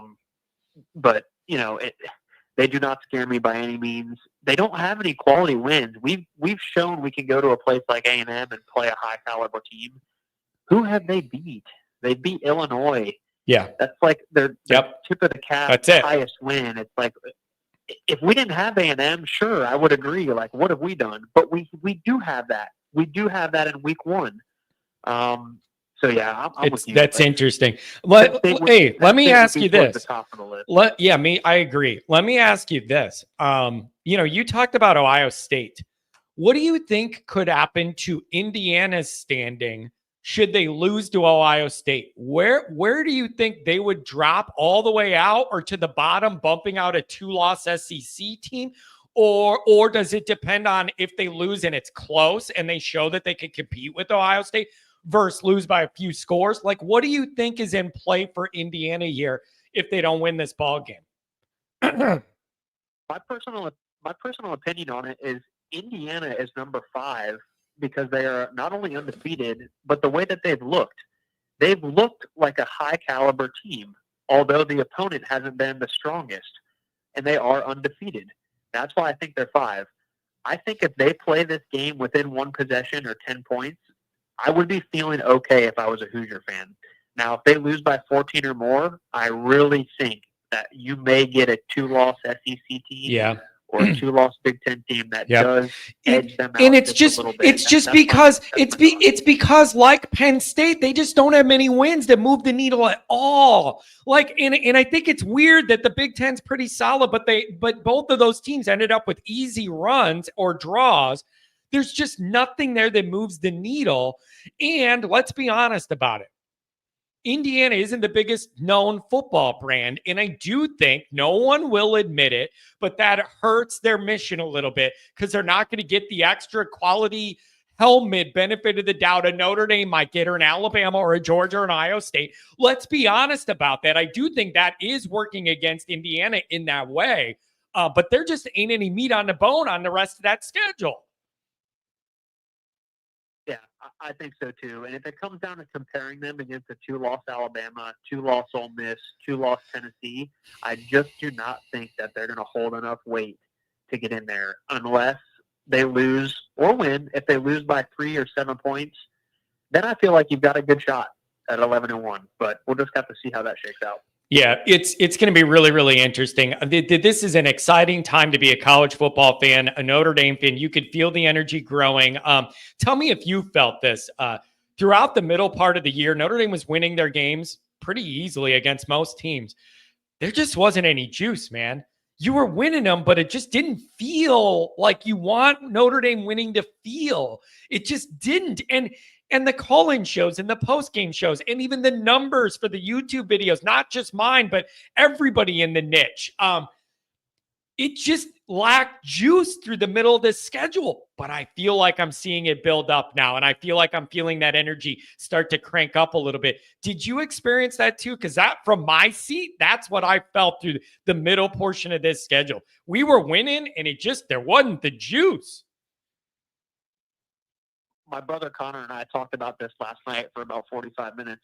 After the Northern Illinois loss, everybody kind of felt that, oh, here we go again. If this team can do that, what else are they capable of doing? Yeah. Right. And then you had all the injuries. That piled. Remember that next week was Purdue, and you lost those multiple offensive linemen. You lost Patello. Like, that was another gut punch. Even in a 66-3 or whatever win, you still lost all those starters. And then I'm really thinking, when's the next loss coming? Like, that's just where I was. I think that's where everybody was, but now I think that's a true testament to how deep and good this team can be and where the program is. Everything that's happened bad in this season, we've just came back and kept throwing punches, which is super exciting to see. And the depth is there. The excitement is back. Like, I don't have necessarily butterflies for the Army game, but I have butterflies in terms of let's finish these next two games off strong, and then we are in a position that we would love to have before the season. If you told us you got 2 games left and you win them both and you're hosting a home game, anybody would take that all day. So, dude, I've been saying that too. I've been saying that and thinking that too. As embarrassing and hurtful and offensive and all the trust we lost in this program because of the Northern Illinois game, the idea that we would be with 2 weeks left in complete control of our destiny, not just to make the tournament, but probably be able to host, which is the ultimate. I'm telling you, man, that is a hell of a comeback. It's a heck of a comeback. And for us in this playoff, the only thing we can do is host. That's our best possible outcome in round 1. So for us to be in this position in week 11, it's absolutely fantastic. Now, that leads me into my final question for you. And I think Gilmore was talking about this, maybe it was Monday. Does Freeman get extended if he goes 11-1? Does he get this thing signed like before the playoffs, or are they going to wait and see how it kind of goes? I think you might. If you're able to get it, if you're able to go 11, Pat Cotter even put, give the guy an extension on the field after beating in the Coliseum, after beating USC. If you were able to get to 11-1 and punch that ticket and get into the playoff, I think that's when it would happen. I know last year both sides were negotiating. Last year even they were talking about this, and then I think like Clemson happened and it all cooled off and everybody cooled off on it. I wouldn't be surprised if that happened then. And I'm telling you, that NFL story about him getting NFL interest reeks to me like a negotiative ploy by his agency or whatever to try and put some pressure here to get a good deal for Marcus at Notre Dame. I don't know that for sure, but that's what it feels like to me. It kind of feels that way to me too. And obviously any successful coach at Notre Dame is always going to be in those headlines for the NFL. Yeah. But you're totally right. If he can get us to 11-1, especially with everything that's happened this season, he deserves it. And you know what else too? You know what else is a part of it too is it's the incremental improvement I think Notre Dame would really like, the way it's mapping from year 1 and then year 2, put less losses, and then year 3 you get it if you made the playoff or whatever. Like it also just shows you're kind of trending in a comfortable direction that they would like. I still think, I'm not trying to like ruin anybody's day, I still think they need to adjust some of what they're doing in recruiting. I said earlier, I love the way they're identifying some lower rated guys that look like they're going to be great players and have developed. I still need some tweaks being made to Chad's process and some of what they're doing. I'm a little uncomfortable with some of that, but like on the field, you are heading in the right direction.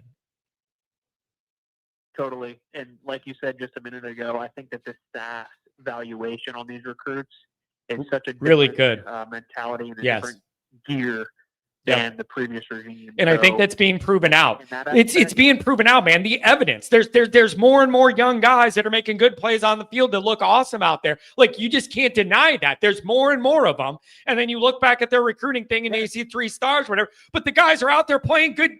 They're playing good football. So see, people are saying this recruiting class sucks or whatever. I want to do a blend, you guys.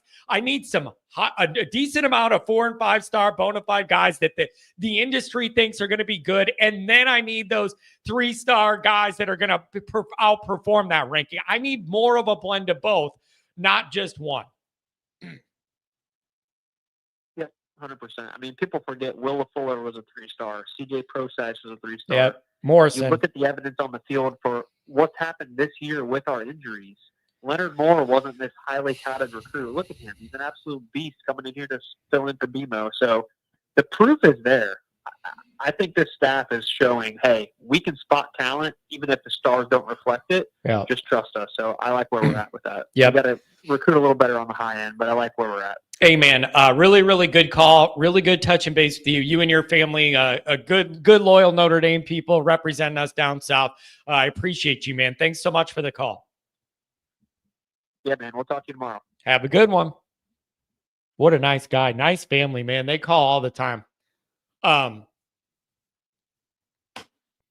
just always Irish teams I want in the first round. Miami, Georgia, Ole Miss, Texas, Bama. Listen, if Notre Dame gets a home game, I want a warm weather team. That is one advantage Notre Dame knows they could have over anybody they play is a draw against a team that is just not used to playing a game in those conditions and that cold.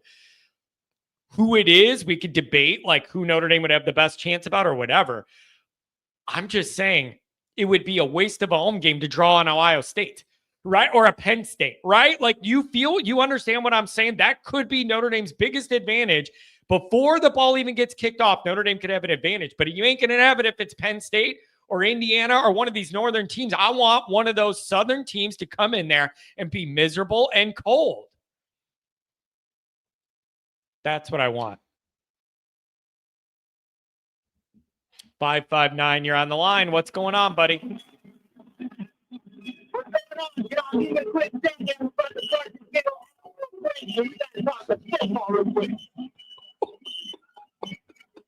What are you, underneath a backhoe? What are you doing?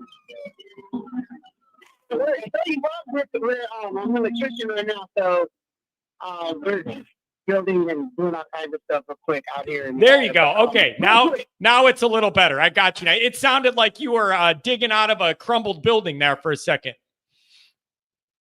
Nah, I'm driving a Telehandler right now. Real quick, for it to be even, we need to have fines and we need to have justification on all these unproven players and getting this boatload of money and making it not even. If you want to be an even field, any school that gives money to a kid that has not been at university for a year should get fined for the whole $20,000 that they're supposed to get for the next 10 years. And that will eliminate all that cheating stuff that they do. Lose scholarships and all that.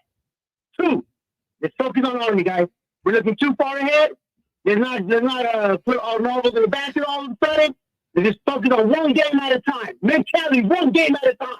Let's take care of business first. And then we'll talk about the future later on. It's okay to get a good. But we got Army next.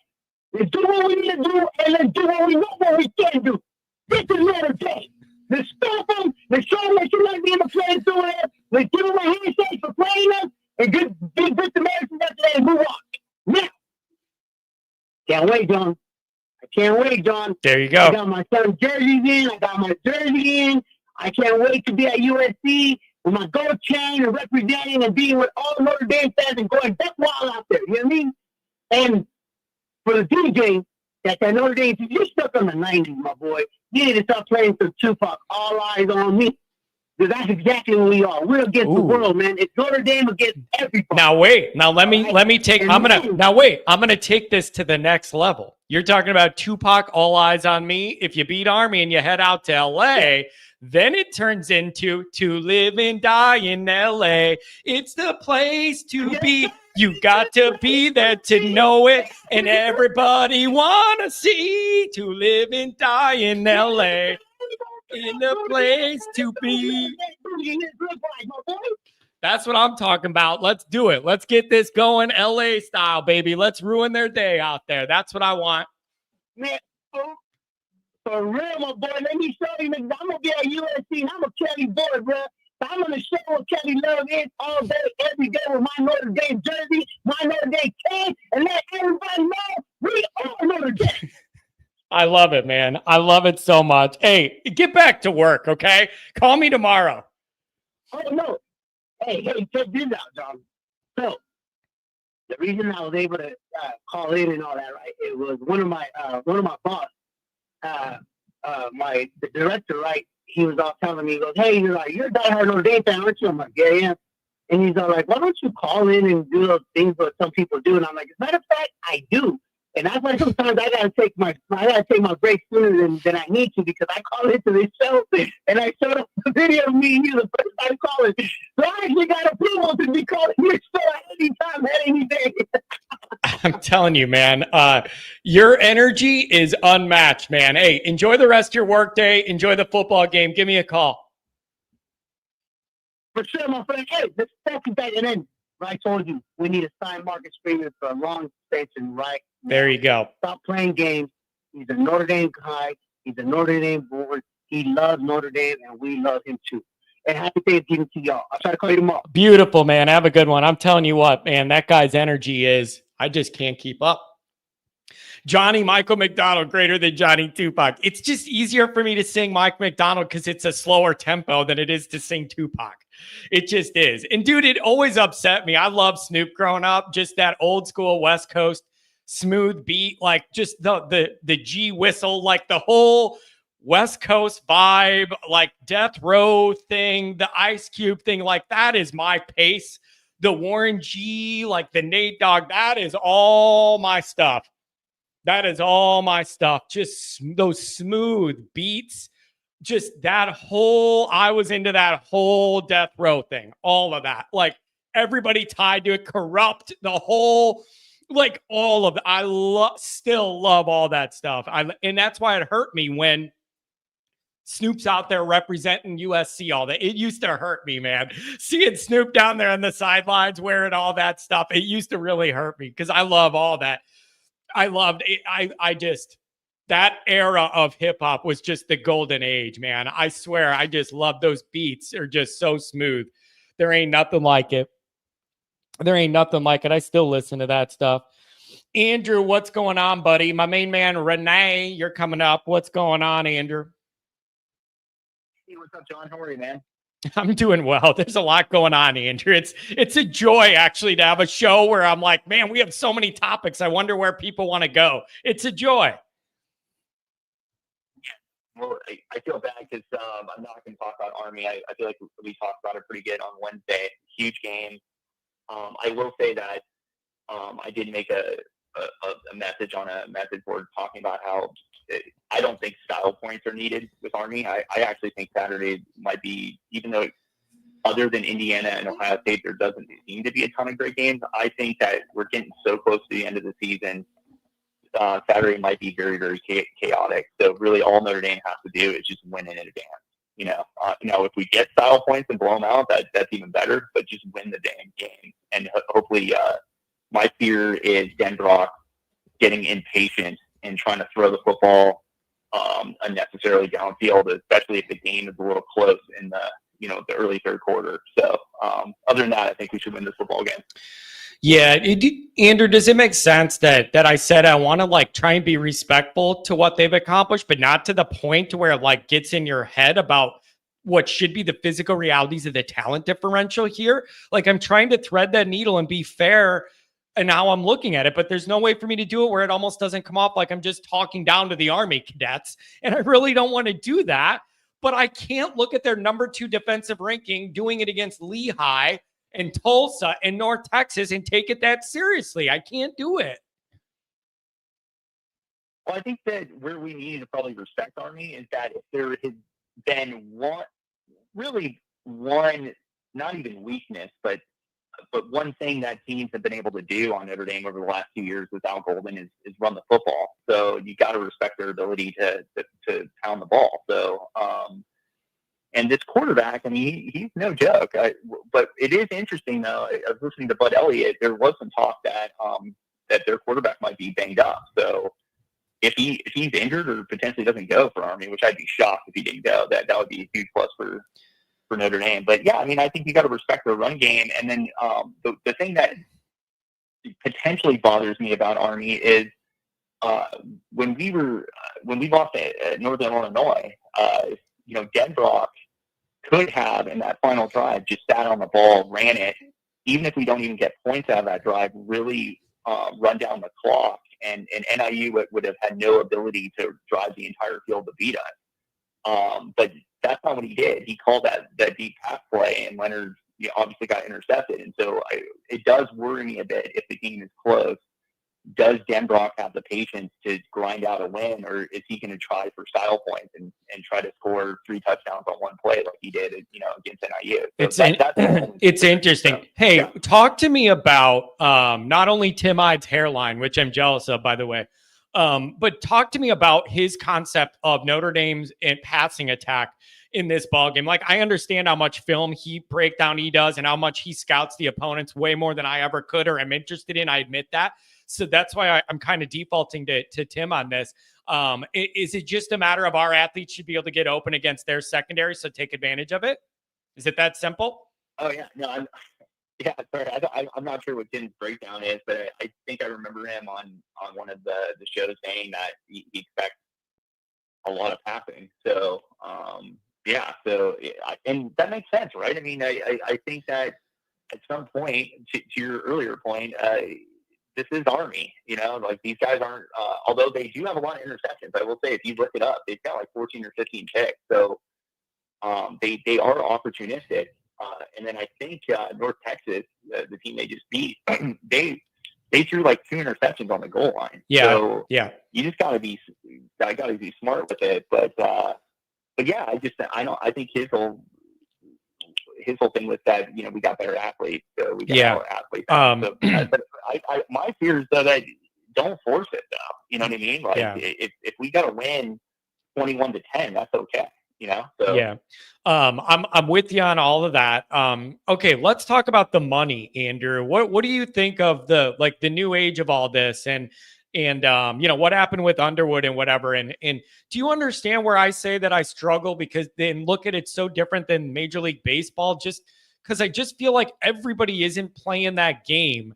And then you got to figure out who in your recruiting class you have to play that game for and who you don't, and everybody can't do it. It's just, I don't know if it's good for the sport or not, I don't know where this leaves us, man. Like, it feels kind of icky to me, but I'm glad that if it happened to Kelly, but it could happen to anybody next. And I just don't know if I love it, but it's the reality. What should I be thinking about? Well, I guess my question to you is, so I think we're around the same age. I wasn't old enough to enjoy 1988. Yeah, really, me neither. Barely old enough to enjoy 1993. Yeah, I'm right there. I'm 40. I just turned 40, so I don't know where you're at, but that's my 4 in 88, barely 10 in 93. Like, I don't remember this stuff. Yeah, I'm 38. So, but my point is, like, I do not understand the people in the chat. I really don't get the sentiment that, so the old way, not paying players and just, old-fashioned recruiting the Notre Dame way, how's that worked out for Notre Dame in the last 30 plus years? I mean, to be honest, we had one shot where we made it to the national championship and then we got really embarrassed. Hasn't worked out too well. We haven't won a major bowl game since 1993. It's true. Now you're allowed to go out. And then, by the way, when's the last time Notre Dame had a legit first round quarterback? I think it's been since Rick Meyer in the early 1990s. Has there been anybody else? Brady Quinn was drafted at the end of the first round. Casey Clausen or whatever, Jimmy Clausen went in the second round. I'm talking a legit top 10 draft pick. I think you'd have to go back to Rick Meyer to get that quarterback. So how's recruiting at the quarterback position been working out over the last 30 years? Yeah. Not too hot. So now you're allowed to go out and pay. And so someone like Underwood, who 10 years ago would have gone to either gone to play for Nick Saban, would have gone to LSU, would have gone somewhere down south, maybe go to USC or Ohio State because they may split them some money under the table. Now any team's allowed to bid for his services, and now Michigan is landing him. This is the best news that's ever happened to Notre Dame fans. It means that we can compete now for players that we used to not even be able to talk to. So I don't understand this doom and gloom. You're not like trying to petition the NCAA or even Congress to try to step in to stop this is laughable. We should be focusing our efforts on where are our rich boosters who have built up this huge endowment? Why aren't they spending $10 million?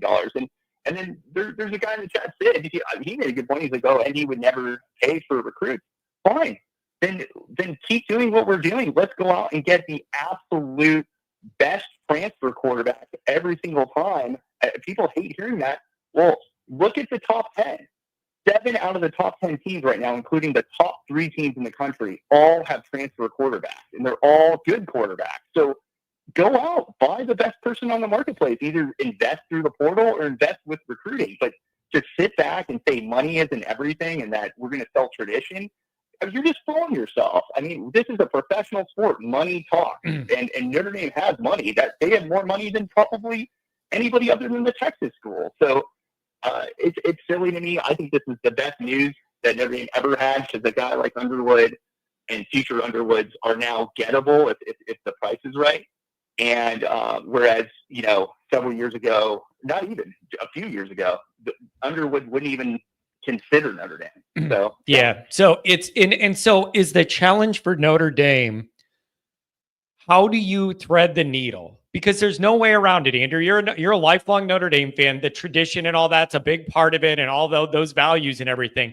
Notre Dame's never going to want to give all that up to just do pay for play. So is not the challenge how Notre Dame can thread the needle? Because they're just not going to do it. They're not going to do it because they just know Notre Dame's not going to do it. I just don't think they will. I'm not saying that's right or wrong. I don't see Notre Dame's athletic department being willing to openly make it that, where it feels like it's just about the money. I think they're going to try and blend their values and honoring all that with this. I don't think they're going to flip it and go all the way. I just don't see Notre Dame doing that. Maybe I'm wrong. But I just don't see them doing that. But I mean, dude, your Patreon partner Goolsey, all he does is talk about how Hartman got paid. He was paid for play. I mean, he came to Notre Dame for the money. I mean, I don't think Riley Leonard's coming to Notre Dame to get his. Wait. Yeah, $1 million or $2 million is a lot different than this Underwood situation. We're talking there's ranges in this. Like whatever, they didn't even pay Hartman $1 million. It sounds like that's a different scenario than guaranteeing a guy up to $12 million. I'm hearing it is now, not even 10.5 over a 3 or 4 year deal or whatever. Like those are different. Like, do you see Notre Dame going that far? Like a couple million is a lot different than that. See, that's a different argument. I think that.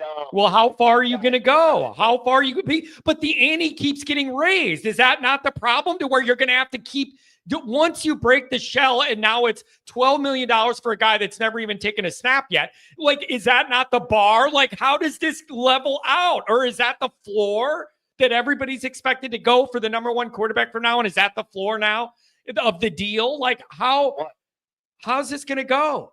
I think you're drinking the ND Kool-Aid. I think ND's trying to pretend like they don't have the money or they're too good to pay for all these players. They have plenty of money. They just need to cut checks. What's the difference between cutting a $2 million check and a $10 million check if you've got the money? That's a good point. You want to win or not? I mean, I grew up a San Diego Padres fan. I'm from San Diego, and so every offseason I'd be like, oh man, it really sucks because I love my team, but they're a middle market team, and I'd have to watch really great players like Adrian Gonzalez and JTV go sign with teams that wanted to spend the money. But you know what happened about 7 or 8 years ago? A really rich guy, because San Diego's got tons of rich guys, bought the team and said, you know what? I'm not going to just use the Padres to make money. I'm going to actually spend money and try to win. And you know what happened? They started signing all these guys, and now they're totally relevant. So don't believe the nonsense that Notre Dame is either too good to spend the money. That's all they do is make money. They're one of the largest endowments out there. We know on game day they're making money hand over fist. They signed they only get 6 games on NBC, yet they're going to get paid almost as much as the Big Ten teams or the SEC teams through their TV deal. They signed a huge Under Armour deal. They have some of the richest alumni, literally a sitting Supreme Court justice from Notre Dame. And you're going to try to tell me that you don't have the money to compete against Michigan and against Texas and against the SEC? Give me a break. Stop. We should be demanding that Notre Dame spend this money because they ask us to spend a ton of money. Do you not? That's fair. That's certainly fair. That's certainly fair. Do you not think that Notre Dame's value system or tradition or history or whatever does not complicate this more than like it does an SEC school or something? Like, do you see nothing with the Notre Dame culture that doesn't quite jive with that method of operating that could complicate things or make them think twice about how to navigate it? Like, that's kind of what I'm getting at is it just feels like that method of going about it isn't the way Notre Dame wants to do it. They might have to, but I just think it complicates things. Well, what I would ask Notre Dame is, did pay-for-play help out Alabama? Last time I checked, they're building a brand new medical school on their campus. Who do you think generated that? They should name that medical school after Nick Saban. Okay, yeah, he generated all that. They get more applications. Alabama gets more applications, I think I heard, than any other school other than my hometown school, San Diego State. That's amazing, and that's all because of the football team. Johnny Manziel, Johnny Football, played one Heisman year at Texas A&M. After that year, they got $1 billion in donations. So, like, that's like, if you're they're supposedly good businessmen over at Notre Dame, it's good business to pay for these players and win championships. It's totally legal. Any sort of limitations you're self-imposing. It's not the NCAA not putting any limitations. That's true. So the fans need to put pressure on the administration, and I actually think, and I wrote this in the chat, Marcus Freeman will start pressuring boosters, but he's got to get that extension first. Yeah. He doesn't have any clout with them right now because he's sitting his buy. Like, if he pisses off boosters, his buyout is nothing. He needs to get that second contract that guarantees him a huge chunk of change. And then he'll start, to his, how he goes around to all the Notre Dame clubs. He's going to say, whip out your wallets, or else we're not going to be a top 10 team. Yeah. He doesn't have that clout yet, but he will if he makes the playoffs. Yeah, So and I do think need to change your mindset. 1985 is done. It's never coming back. I'm sorry that your college football isn't what it used to be. It's pro sports now. Get out of that middle market mentality. Get out. Stop thinking about all the glory of the past. It's all about what you've done for me lately. And Notre Dame had the opportunity to change their fortunes, something that they haven't done in literally 30 years is win a big football game. So let's do it. And I think that let's do it off the back of this season. Make the playoffs, generate some huge momentum, get money in the coffers, and let's go out and let's buy the best talent we can get. Yeah, it's just, I understand that things are changing. I just think Notre Dame is so, maybe I'm wrong. And maybe Bavacqua and Freeman are modern enough. They know this is the way it needs to go. Andrew, maybe that's the way to look at it is Aren't you sick of talking about Lou Holtz's era? Yes. Literally, I'm almost 40 years old. Yes. Lou Holtz has not coached since I Andrew, was like, all of our best highlights are on VHS. All of our best highlights are on VHS. It's grainier footage than the Zapruder Kennedy film. I'm sick of it. We need new highlights. Honestly, John, though, can we just be honest? Like, Lou Holtz, he won a national championship. That's awesome. Nick Saban's won like 6 national championships. Yeah, that's true. Urban Meyer's won 3 national championships. Lou Holtz can't hold a candle to either one of those guys. I want an era of dominance like that. So it's like the way we're going, if we want to win like we used to win, we're not going to be dominant. We're lucky to make the playoffs. we always talk about Penn State, how they never beat anybody big, and they're just happy to be in the conversation. That's what Notre Dame is right now. So something's got to give, and I think the answer is you buy players like Underwood. That's the answer. Man, it's a changing world. You know what it makes me think of, Andrew? This money. I think of like Tennessee. They sell beer at their home stadium, and when you go buy the beer and check out there at the concession stand, you can add tips, and they make sure there's signs everywhere that say it goes to the NIL fund, and you get a bunch of drunk Tennessee people buying a $3 beer and a $20 tip because they want it to go to that next player. Damn it! Like that's how far it's going down there with the money. But you know what the difference though is with Notre Dame? Like Notre Dame could do something like that. I wouldn't begrudge. They would perceive that to be below them. It would never happen. They would perceive that to be below them, and they wouldn't want to do it for that reason. I'm just telling you. I know how Notre Dame thinks. They would think that's below them. I know how they think. I agree, but one thing that Notre Dame has that Tennessee probably doesn't have an abundance of is like millionaires and billionaires. Yeah, exactly. You don't have to do that. I mean, it's a good point. Like General Electric wants to be Notre Dame's sponsor. You know what I mean? Like, yeah. Literally Fortune 500 companies yep. want to get in bed with Notre Dame. So, like, how are they not leveraging that for NIL? I don't understand it. So yeah. They're self-imposing their own limitations on it, in my opinion. So, yeah, it's interesting. Andrew, really, really thoughtful stuff, man. There's a lot of meat on this bone every which way. And I'm hopeful that we're not winding down, but we're just getting started on the excitement this year. Anything on the way out, really well thought out stuff. Good argument.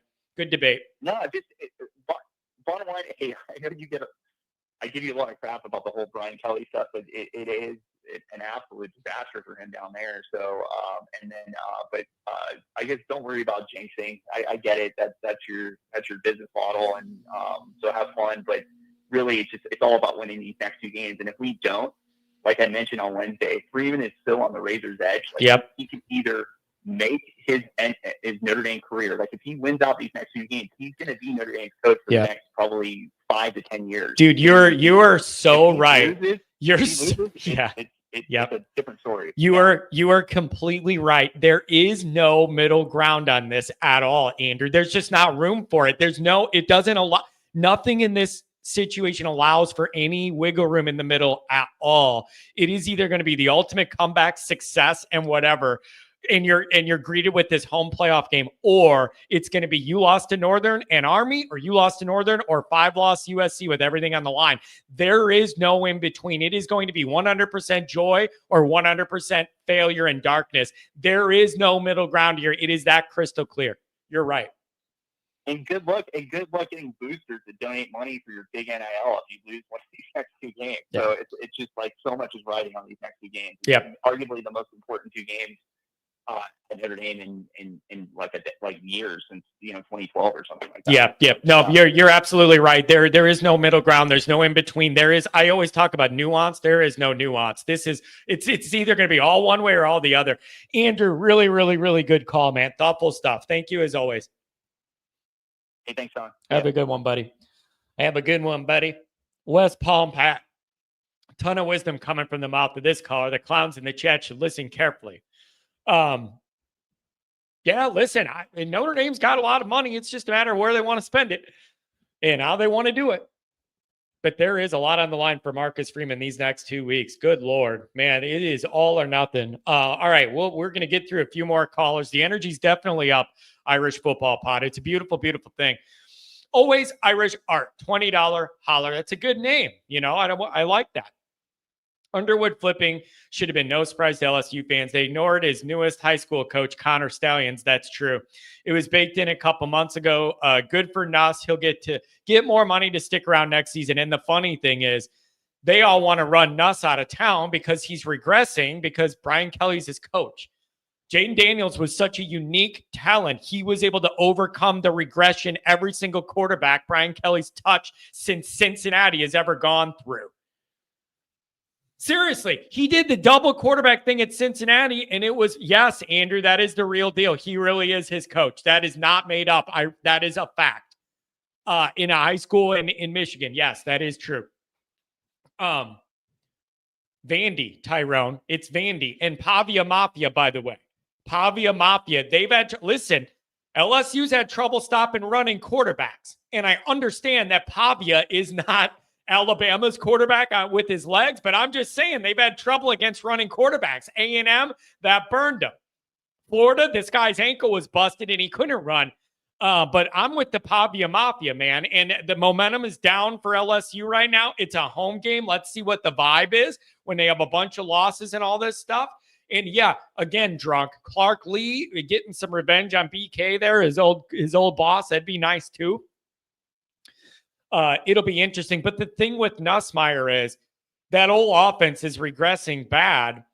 And they already don't even want him to be the starter. They're like, who else could we go to? Do you have to consider a change? And then maybe if Underwood comes, he's good enough, he could push Nussmeier and start next year right away.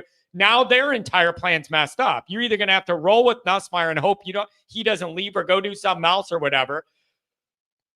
Go to the portal. I don't know. It's a mess for them. It's a mess for them. 949, you're on the line. I got a 385 and a 574. You're going to be the last callers up on the day. 949, what's up? San Diego hasn't been relevant since the chicken, and the Padres still aren't relevant. They just had a winning year. Let me get off that, though. I'm here to make your holidays a little easier. Let's start with those that are saying, oh, Notre Dame hasn't played anybody. If you look at the bowl-eligible teams, the top 12, there are two teams that have played 5 bowl-eligible teams, and those are Notre Dame and Alabama. Alabama has 0 left on their schedule. They play Mercer, and then they play Auburn. Now, Auburn is like one in 2024. Notre Dame has Army, and then if USC beats UCLA, that'll be 7. Next closest is Boise State with 4. Mr. Penn State, you have 3. Ohio State, Oregon, and Georgia, you all have 3. Miami, Texas, you have 2. Tennessee and Indiana, you have 1, although Indiana can make its own name if they beat Ohio State, which I don't believe they will. I do like watching their team because, like a previous caller said, they look really, really sharp. So what's your takeaway? Is your takeaway that Notre Dame's schedule isn't as laughable as everybody in the entire country is making it seem to be? Absolutely. They always use the same tired argument. And I'll say the same thing about the previous callers talking about, oh, you got to buy players to be successful. BS. Nick Saban Alabama was not successful because Nick Saban bought players. Alabama was successful because Nick Saban developed the players he brought in. Now, did he pay to bring some good players in? Absolutely. Yeah. But that's not why he was successful.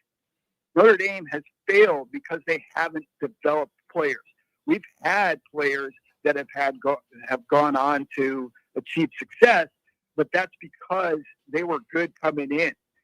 Notre Dame has never had I shouldn't say never because we had Paulus and we had Jimmy, and everybody thought they were top-rate players. But Notre Dame has never, if you look back at and that's a global never. If you look back through history, and I was around in the era of era, and I've seen 3 championships. Every single one of those coaches that won championships at Notre Dame won them because they developed players. Joe Montana was I think a low 3-star, maybe high 2-star. So you've got things like that. It's all about development of coaches. Yeah, it's interesting, but you don't think that the landscape has changed so much that it's hard to gauge the way everybody was forced to do it back in that era versus now? Like would that theory still hold in an era where there's another way to build the team out in a more modern way? I guess that's where my mind goes, looking back on how guys like Era built a team and a program or whatever. Does it still work the same way when there's another way to try and get to the finish line, I guess would be my question. I think it's a double-edged answer with that. And I'll say, first and foremost, Era stack the roster, and he'd have guys on there that were, they'd start anywhere else, but would never sniff the field because there were such great guys in front of them. But that's because they developed players, and people believed in Notre Dame. They loved Notre Dame. It wasn't somebody that's a telecom Valley rich brat, trust fund baby out on the West Coast saying, "Oh, you got to throw money at it." No, they came because they wanted everything that Notre Dame had to offer, which was good values, great football, and a network that was beyond anything else. You continue to do that, and Marcus has bought into that, and that's why he's developing these guys by getting these 3-star Audric Estime and bringing them in, and getting players like that. They're developing those, they're finding them, and that's what's turning Notre Dame around. Is Marcus understands Notre Dame. None of these other coaches since Holt has, and that's where Notre Dame has stumbled. But let me go into brightening your weekend a little bit more. Okay. Notre Dame, you've talked about the schedule with Army. Notre Dame will pound Army into the ground on size and depth. Army just doesn't have it. Mm-hmm. They have everything it takes to beat China, and God bless them. I'm glad for that. But they don't have what it takes to beat Notre Dame. If Notre Dame plays Notre Dame football, that will be a rocking chair game. Man, I like when you say that. I like, ever since you've been saying that, we've had them nonstop. Ever since the first time you said that to me, every game's been one of those. Keep it going, buddy. Absolutely. And I'll keep lobbing you I see you occasional outbursts on Twitter, so I send you a rocking chair picture. So me? No, I never have a outburst on Twitter. I don't know what you're talking about. I love it. It makes me smile when you do that, and I gotta come to your aid and say, "Okay, relax, Johnny boy. This one's in the rocking chair." Also, my business partner has 2 degrees from USC, loves USC football, and we were talking about that. I told him, I shared my concern. I said, "Yeah, but you guys are going to play, and you change your quarterback, and you look good." He says, "Yeah, we don't have the defense. We can't stop you." So that's another rocking chair game if Notre Dame plays Notre Dame football. Man, you're getting me excited. You're getting me excited with the prospects of both of these being that way. We're getting so down to the wire here and close to this full comeback. My anxiety is ramping up personally just because we're so close to being able to wrap the deal up on this thing. Absolutely. And it's going to make for a nice Thanksgiving heading in, and then coming out of it and seeing some implosion from some of the other teams. I think it's going to be great. And the thing that we need to do is take care of the football. We're going to force some turnovers, but we can't give them up. We can't, have a tip pass end up in somebody else's arms, or, a fumble that happens, etc. These are good, capable teams, but we just got to take care of the football, and they'll be, the winning margin will be 60 between the 2 games. Man, I believe that. That sounds beautiful to me, man. I like it. And I hope we get through this game, and then I could talk to you more next week about the build up in California and all that, and our Notre Dame contingent out west and everything. I've told all you California people, I love you all, Notre Dame, California. I want to get you all out on the last flight and then let the rest of it crumble into the Pacific. But get all you guys out of there. Anything else? I'm down in Florida. Okay, good. But you do. Okay, so you do have a California number, though. I'm not dreaming. Okay, so you did get out. You're on the other. Yeah. You're on the other coast. Okay, but hey, man. Anything else on the way out? I really appreciate the insight. Yeah, Saturdays are not my worry. My worries are Tuesdays, and here's why. Ranking isn't significant right now. Seeding is. Yeah. And we're right on the hinge at 8. And they'll do whatever they can to, flip, let's say Bama has an impressive win I don't know. I don't even know if they're eligible for the SEC championship. But if they do, they'll move them up. They'll jump somebody else over us just to say, "Oh, look at the eye test," kind of thing. And then here we are sitting with an unfavorable seeding, etc. I would love to get into the 5 or 6 seed. I don't believe we will get into 5, but 6 is a possibility. I'm cheering, even though I hate Ohio State. I'm cheering for them to blow out IU because that jumps us over IU, puts us in the 7th seed, and then let the conferences play out. And then, hopefully we get a 6th. And then I'd love to see us, especially me being in South Florida, I'd love to see us host a warm team like Alabama or Georgia, etc., or even Texas, and then advance to Miami, play home here versus Miami before we head to the show, or the Final Four, I should say. It's going to be interesting.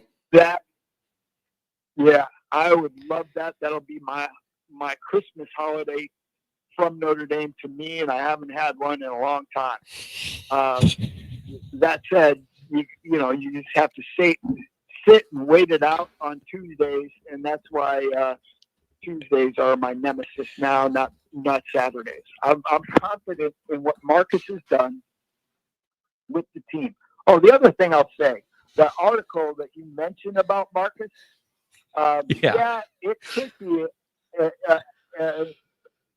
a ploy for negotiation, but here's the other thing. What if it's just a ploy for recruiting, to recruit against Notre Dame? Oh, well, he's leaving because they'll look at all these articles things. And if you notice, there's nothing coming out from any major name on this story. Man, I just think my initial read on it was I sniffed it out as being one of those agent-driven things to finalize a deal and get some added bonuses and benefits on the back end of a deal. That's how it read to me. Or who knows, man? Maybe we'll make the playoff and Freeman will be interviewing for NFL jobs the way Brian Kelly did. Who knows? We'll see what we're going to get, right?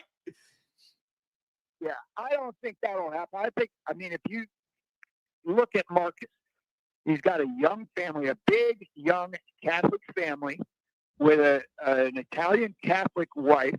It's a young family in a small town, and very safe, etc. I can't see Marcus putting his family through what an NFL coach has to go through, where the family never sees him, and having to live in a big city, or even if he commuted, it'd be really, really tough. I just think Notre Dame, if Notre Dame takes care of Marcus is going to stay at Notre Dame. I believe I've met the guy a couple of times. I've heard him speak a few times. And, of course, we all see him speak through the media, etc. But the bottom line is he gets Notre Dame. Look at Lou. Lou did go on to coach other places, but Notre Dame is home for Lou. Yeah. I think the same is true for Marcus. It's going to be interesting. Really appreciate the call today, man. Give me a call either on the post-game show or on the Monday morning show to talk some USC, all right?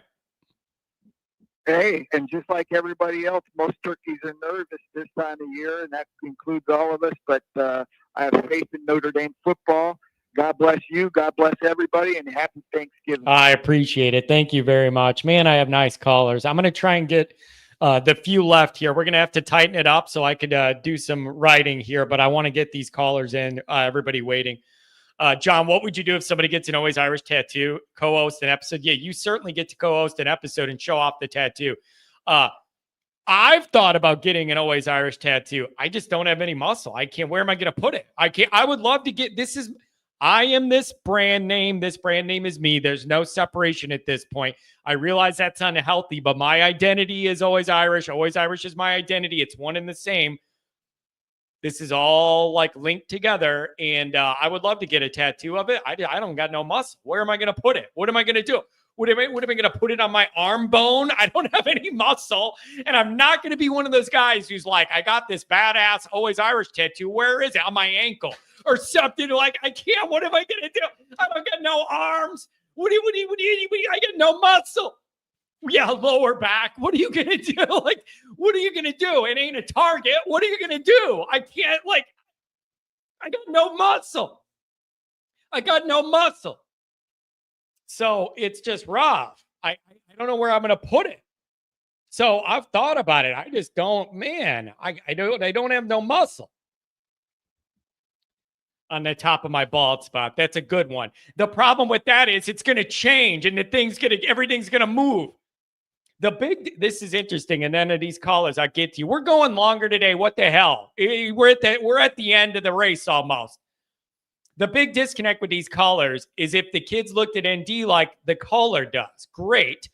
But a guy I played with told me kids in the South don't even know what state Notre Dame's in. There is something to that. Some of those recruiting guys down in the South that I've talked to, or one of them was on my show a really long, like 10 years ago when I first started. He was saying when he goes to these camps in Southern Florida, they have no idea what state Notre Dame's in. They have no concept of even what state Notre Dame football is in. Their culture is that disconnected from what Notre Dame's doing. That I was told they just don't have any idea even what state Notre Dame's in. Pat's saying, just tell them.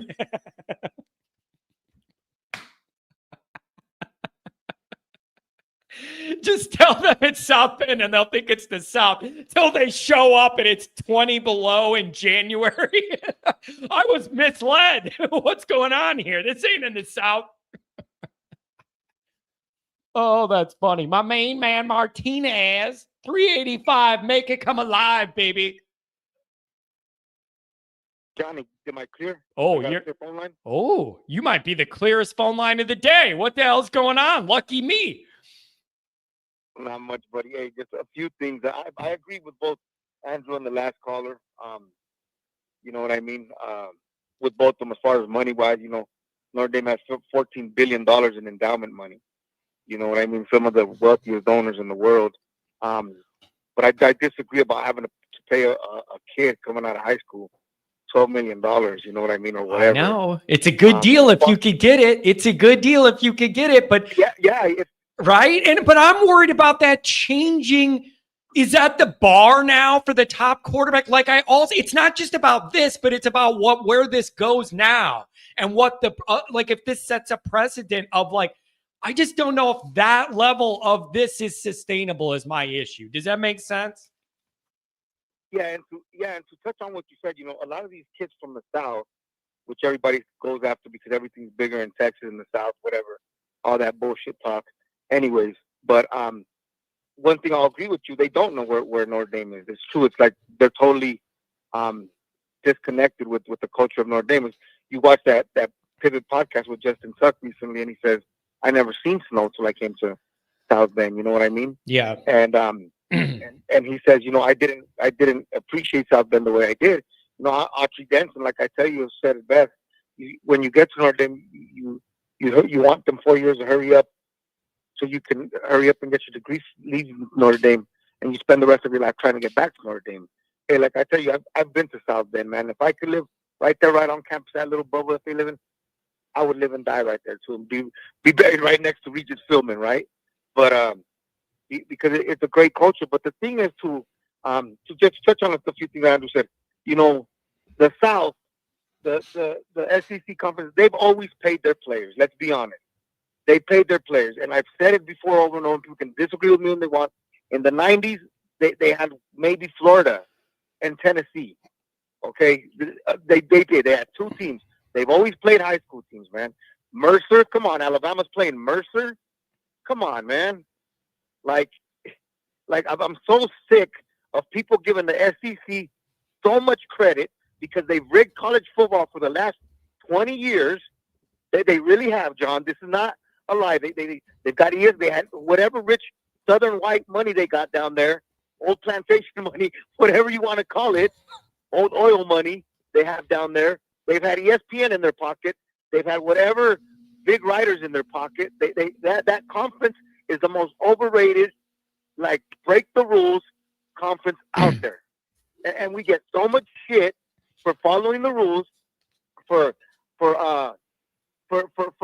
wanting to create better people in society rather than just people that don't know how to read.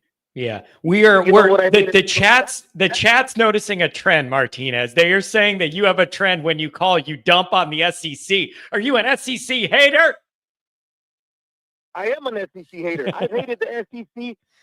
It wasn't until Peyton Manning got fucking embarrassed in that supposedly national title game. Scott Frost said it best. Why are we splitting the national title with Michigan?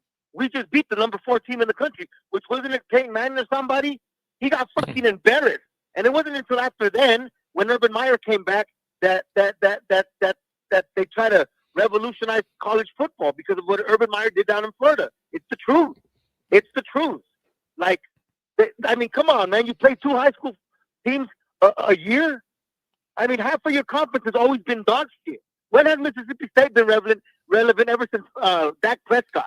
When was Ole Miss ever relevant ever since Eli Manning? Tennessee hasn't been relevant since T. Martin. Like, let's be honest here. Auburn had one good season with freaking with Cam Newton. LSU has been good, you know, a few times with a few coaches. Like, when were they ever relevant until the SEC started ranking college football? Like, let's be honest. Look at those teams. Look at those dog shit teams. It's just like the Big Ten. Who do they have? Michigan, Ohio State. That's it. You know, that's what's going to be every year. Like, yeah. The only conferences that were even relevant was the Pac-12. You know what I mean? And, well, now and let me tell you this. Let me tell you this now. Go ahead.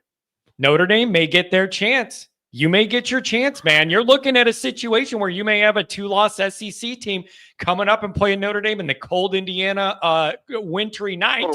You may get what you want for a chance for Notre Dame in the modern era now to prove things are different now, and you can perform on the big stage with everybody watching. Beat the SEC. You got your A&M win this year. Can you bookend that with something in this playoff? Let's go.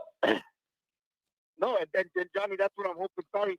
Don't mean to get worked up, but I listen to Paul Fine, bitch, and Dick No Stephen A. Smith bag on us, man. And I'm so sick of it. Yeah. You guys owe us a fucking favor. The reason why you guys even travel or even have big games is because of us, man. You guys owe us a debt of gratitude. Anyway, Johnny, I won't keep you too long. The one last thing I want to touch on is as far as Dan Brock, and I agree with Andrew with this like 100%, because we've had disagreements, but I agree with him. If we were going to run an offense like we're doing now, the numbers ain't different from Tommy Rees. Like, Riley Leonard is not the X factor. It's Jeremiah Love. The kid can't throw downfield. I don't care if people get mad at the chat, but why did we get rid of Tommy Rees? Look at the numbers. Look at the plays we're running. Our passing game still isn't what it needs to be. Yeah, I mean, can anybody argue? We've even taken out our tight ends. Our tight ends are always making a difference. What's the difference between Tommy Rees and this dude that we're paying a ton of money to? Yeah, it's man, there's a lot of meat on that bone, man. There's a lot of meat on that bone. I want Notre Dame to come back around and beat the SEC bad. Anything else, my main man? I want to get a couple more in here before I take off. No. Go ahead, Johnny. Sorry, man. Like I said, love the chat, love you guys, but I just like that SEC shit drives me up the wall, man. And Johnny, onward Notre Dame, man. Let's go get a victory. Respect to all the Army and the recruits, but let's go get a victory, buddy. There you onward, go. Notre Dame. Appreciate that. Have a good one. Thank you. People commenting about YouTube changing their restrictions as far as like demonetization and when you get in trouble or whatever. Now it isn't just the YouTube thing you got to be aware of now. It's when you have a contract and you write for an outlet and then you want to post this stuff on that outlet, their advertisers aren't going to like it if it's laden with the F word and it's linked through their stuff that they have advertisers pay for. Like, there's more layers to this now than just whatever YouTube's rules are. So just an update on that. Let's get a couple more of these in. 574 and then 310 will be the last of the day. What's up, 574? Hey, John. Name's Jordan Anderson here from South Bend, actually. First-time caller. I'm actually just a recent listener here, basically just before the beginning of this season, and just want to say I love your content and love listening to all the passionate Notre Dame fans we got. Oh, I appreciate it, man. Yeah, I saw that 574, so I knew you had to be somewhat local, and you have no call history. I always love getting new people in here, man. It's a blessing to have new ideas, new voices, new thoughts in the mix. I really appreciate you finding the show and giving us a call. Yeah, and great phone connection too. You got the line of the day so far, so you're top of the class so far, buddy. So really appreciate you jumping in. The balance of people that people recognize and we have, and then adding new callers in is the balance I want. So this is beautiful. What's on your mind? There's a lot of items on the table to choose from. We'll go wherever you want. No kidding. Well, I guess I kind of want to put a new perspective in as far as, so I'm 27 years old and a lifelong Notre Dame fan. And let's be honest, I've never experienced Notre Dame glory. So, yep. So as far as, what I've tasted is the 2018 playoff run, the 2020 playoff run, the 12-0 BCS national championship debacle, things like that, to where every year I read all the media, I listen to all the stuff, and, of course I get overly excited, just like probably the majority of our fan base, and thinking this is our year, and fell into that again this year. And of course, after A&M, I think, of course, we've all been talking about, we're all sky high on cloud 9. And then the next week happens with NIU. And, John, for some reason, I cannot let go of that feeling. Yeah. And Gouldsby actually, listening to his stuff and on Twitter and stuff is like, well, here we are going into week 11. Tuesday just came out with the new rankings for the college football playoff, and we're ranked 6th in the country. Why isn't our fan base a little more excited? Well, I think for me, I am just struggling to get excited because I think as soon as I do, I just got that PTSD. Yeah, that's been our history. If you're your age or that next bracket up my age, I'm really the first age that is old enough to be alive for us winning stuff, but not old enough to remember it. Anybody from the 40-year-old cutoff under has never known what it's like for Notre Dame to actually be good or have any real ability to walk around town like you are something. Like it's really been frustrating. But let me ask you this. Maybe this is all setting up where a year where we're all like waiting for the other shoe to drop and for some bad to happen, and you're beating all these teams, but they're not that impressive matchups through the middle of the year or whatever. Mm-hmm. And everybody feels like nobody's saying Notre Dame's awesome. We think we're going to win it all. Like, I'm not seeing that. Maybe this is the year Notre Dame makes noise. Maybe it's a year where they fly under the radar and they're not getting all this attention, and the fan base isn't on Twitter crowing to everybody that we're awesome this year. Maybe this is the year you do better than the other year. You fly under the radar and your own fan base takes it for granted, and then you go play good defense and find a way to score enough and win. Maybe that's the ticket, and it isn't one of these years where we're talking our crap and feel good about it. Maybe we've been doing it all backwards. Exactly. No, I totally agree. And I've had that thought too. I mean, you think about, again, on Tuesday, what everybody's talking about as far as the teams that are maybe overrated. Everybody points to Indiana and Miami and Penn State, and they just go ahead and skip over Notre Dame, which is fantastic, right? I feel like we've been flying under the radar ever since week 2. And I think hindsight, looking back on it, I think for Marcus Freeman, I think for our program in general, and especially the team this year, NIU was probably the best thing that's happened to us. I mean, he has changed his coaching. He's had a chip on his shoulder. I think he's kept the whole team with a chip on their shoulder. It's very encouraging to see, but again, I'm treading cautiously, to get overly excited. But I do love the trend that we're on. I think obviously our last 2 games set up great, especially with Army being undefeated and ranked in the top 20. That'd be another awesome win for us. And of course, obviously going to LA and beating the doors off of SC is always fantastic too. So, but again, I've approached this, and I think just like a lot of Notre Dame fans have, where I'm not looking too far ahead. We're all based on week to week because, again, of that PTSD from NIU. And I was also at, the Marcus Freeman home opener when Marshall came to town and that whole deal. Yeah. Yeah, experiencing those things have been have kind of Now, molded okay, my- let me ask you this. my fan spirit. Let me ask you if you believe this, because I genuinely do. And Sure. I wrote about this last week. There is a pressure that comes with that stat line that comes out every bowl season that Notre Dame has not won a major bowl since January 1st of 94, the end of that 93 season. Yeah. We all know that. We're embarrassed by it. You know, they show all of our playoff embarrassments, the BCS embarrassment, all that stuff. And I feel the weight of that as a content creator, as a Notre Dame fan. My heart's heavy. I wear that around. It's like a shadow that follows me around town. One of these Notre Dame teams and coaches need to be different. One of these groups need to be special enough to say, you know what? We're changing all this. This is BS. We're not going out like that. We're going to change the eye level here. One of these Notre Dame teams needs to break that glass ceiling, get that first major bowl win, break the seal. And from there, anything can happen. Once you break through that and then everybody sees you are capable of more, you could get rid of that ugly stat people throw out from 94. You just got to break through it. And one of these Notre Dame teams with the player leadership and the right coach needs to be the ones to start the record clean with a big major bowl win, and then recruits see that. And it opens up, I think that would open up a whole new avenue for modern Notre Dame football. But one of these groups has got to be the ones with the player and coach to make it happen. Yeah, and why not this year? You know, we got the leadership. We had the defense, certainly. There's always the old saying of defense wins championships. Why not this year with the defense we have? Yeah. How we've adapted to key injuries that we've had throughout the year, both sides of the ball, right?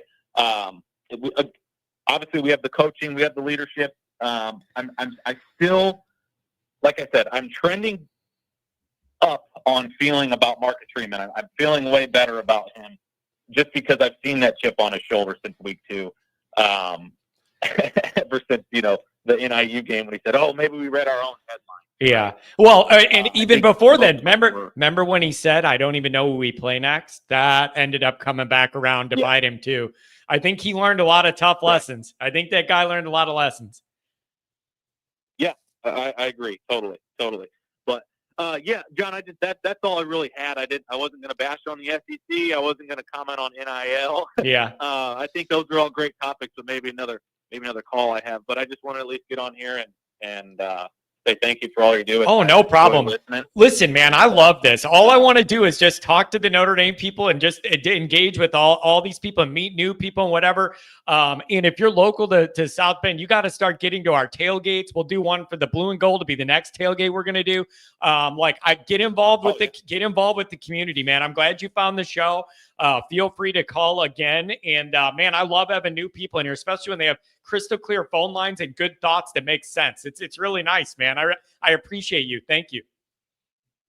Definitely. Awesome. Well, I appreciate it, John. Have a good Thanksgiving and go Irish. Oh, thank you very much. I appreciate it. I'm telling you, I need some jerk callers. Everybody's way too nice around here. What the hell is going on?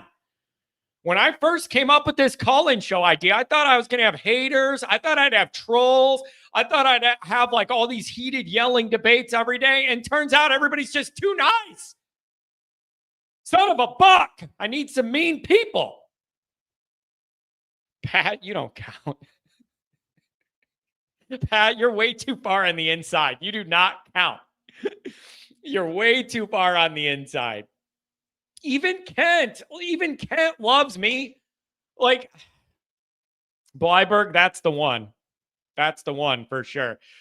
Johnny, we need a son of a buck shirt on AI merch. Dude, the funniest thing about that is only 4 people would know what it is. Like, it would just have a picture of a deer and it would just say son of a buck. And like only 4 people would know what that means. Maybe that makes it awesome. Like maybe that literally makes it awesome because only this very unique, tight-knit group's going to know what I'm yelling about. 310 is going to end the show. What's going on, buddy? What up, Johnny? How are you? Oh, we got another clear phone line. It's my lucky day. Listen, there's a lot going on and I love it. There's just a lot going on and I love it, man. You got everything from Notre Dame to what's happening around the country. There's a lot going on. The excitement's high. What do you think?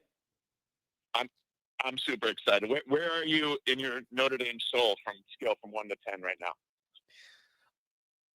I got to tell you, I'm like 8.5, probably 8.5. And dude, my energy personally of doing this show, the veracity with I'm doing the content, I ride the emotion of the group. Like that's how I am. I feel like kind of a bellwether of the representation of the emotional whims of the group here, right? Like that's, and when I feel the energy building and more people are engaged in the show and calling and the numbers go up, not just for me, but everybody in the Notre Dame YouTube niche, like that raises my energy. But you have not had that a lot of this year. Even when we've been winning, the post-game shows are mundane because it's like, oh, you beat another team nobody thinks is good by a lot. Whoop-de-doo. Like, you don't want to take wins for granted, but that's been kind of the feel since week 2. And like, I'm riding the emotional wave here, and it's starting to go back up, and I love it. And we're winning the games we're supposed to win in the fashion we're supposed to win if we're a great team. And I don't understand how is it that every year, so when people say they haven't played anybody, when we played Louisville, I remember tuning in, and it was a big game because 2 ranked teams were playing. Why does it not matter? You know what happens? No, you know what happens, dude? I think about this all the time. You know what happens? Here's what happens. Notre Dame plays these teams early in the year when they're ranked. And then later in the year, after Notre Dame beats them and they're not ranked anymore, the people hold it against us that we don't have a ranked win. It's like, but they were ranked when we beat them. Why do you think it's not a ranked win anymore? Because we beat them. So which is it? It's always bothered me. And they fell apart after that. We took their soul. They fell apart. They're gone. So, and I mean, I just don't get that. Yeah, I'm with you. I'm with you. Maybe now, we didn't know that Trojans and Florida State was going to lay an egg. That's not our fault. But God, I wish Miami was on our schedule because I would love to play them. I think they're overhyped for sure. Yeah. But yeah, I just don't. I mean, just when we talk about this PTSD, the last caller, it'd be funny if like some Notre Dame grad came out, studying to be a therapist or psychologist and just specialized in Notre Dame football fans. I bet you that person would be booked up for you can get into that office. Yeah. Okay, let's talk about Brian Kelly. Let's talk about SEC. Let's talk, you can just specialize in that. And I'm signing up. I'll pay him $100 an hour to hear me talk. Yeah. And I'm sure we all will. But anyway, yeah, so I'm feeling great. I would like to think that Denbrock is holding back the playbook. We're beating teams. They don't need to show. It's interesting. They don't need to show everything right now. It is one of my biggest questions of how this is. Yeah. But how much is okay? But dude, how much is left, and how much can Notre Dame's offense handle and execute? And is there a line where you push it too far to where you're no longer doing the things you did to win all these games and it works against you? I've thought of all these angles, man. I'm glad you brought it up. Yeah, look, we have Army. We should feel really confident about Army. I mean, again, because of PTSD, there's all this talk, and maybe we don't because we could just get, snuck up on and let down again. But I don't think that's going to happen. I think we're going to win in the trenches. I think Golden's going to dial up some pressure that this team hasn't seen, and I think we're going to take that down, and I think we're going to take SC. And what an incredible position to be in right now. Where I think we win both those games. I'd like to. I mean, why wouldn't we? We're the better team right now. Yeah. Yeah, and I would like to. You mentioned Price and Love in the backfield at the same time. Those kinds what if we just start seeing things we haven't seen? Yeah, little wrinkles there. Yeah. Yeah, I would just like to think that he hasn't shown his hand yet, and that he's the guy that we all think he is. And hold faith until they prove me wrong. What else do I have for you? Did you watch the Army or the Notre Dame press conference on Army? I'll be honest, I did not. I don't like coaches' press conferences. I find them frustrating. I don't gain anything from them other than injury. Everything else is BS coach speak. I find no value in, and I do not make it a regular thing to watch them. I'm not going to act like I do. It's probably bad content that I should know, but I don't have the patience for it. Notre Dame or anybody else. Yeah, no, I hear you. I usually don't, and somehow on my feed it came up, and the coaching part wasn't as interesting as watching our players. And I sat my wife down. I'm like, this is one of the reasons I'm a Notre Dame fan. Our kids are so classy, and they're good kids that talk about work ethic, execution, one game at a time. They're all talking the same, and I think that's a testament to the coaches right now. There's a uniform focus right now, and it was really inspiring to see.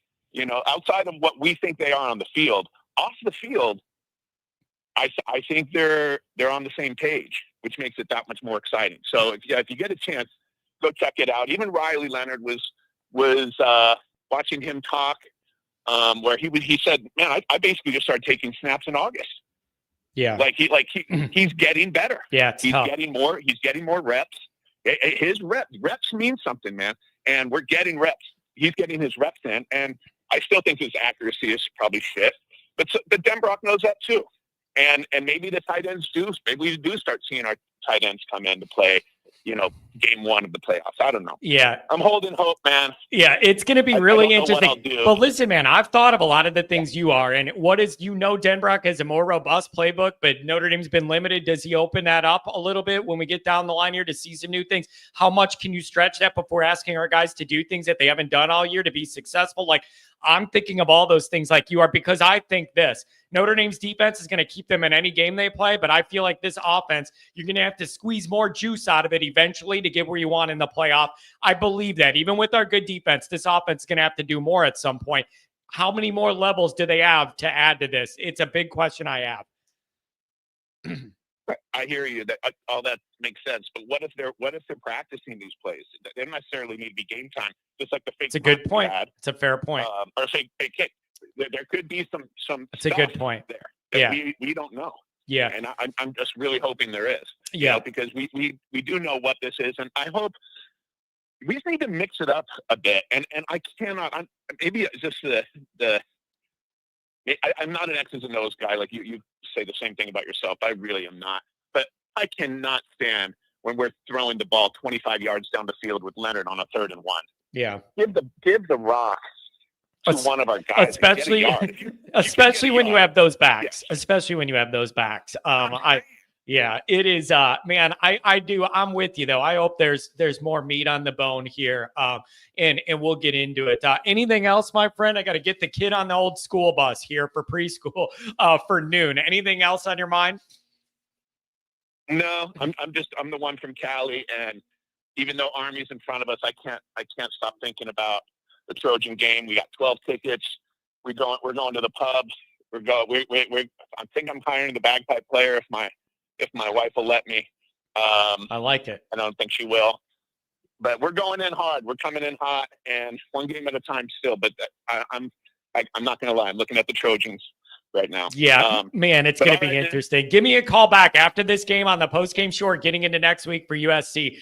Give me a call back. Let's get into this, man. Let's get into this California stuff and Notre Dame going out there. Hey, really good call. Appreciate you rounding out the show. Thank you. Thanks, man. Have a good one. Take care. Yep. Is my daughter an RKG? The right kind of girl. Notre Dame fan all the way.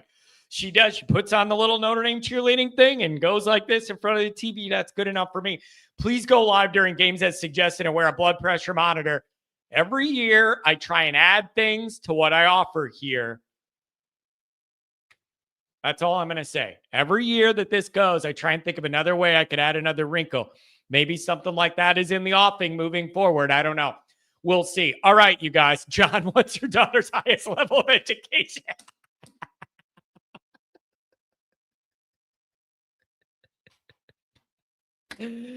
You guys are amazing. Thank you for the calls. Thanks for the chats. Thank you for...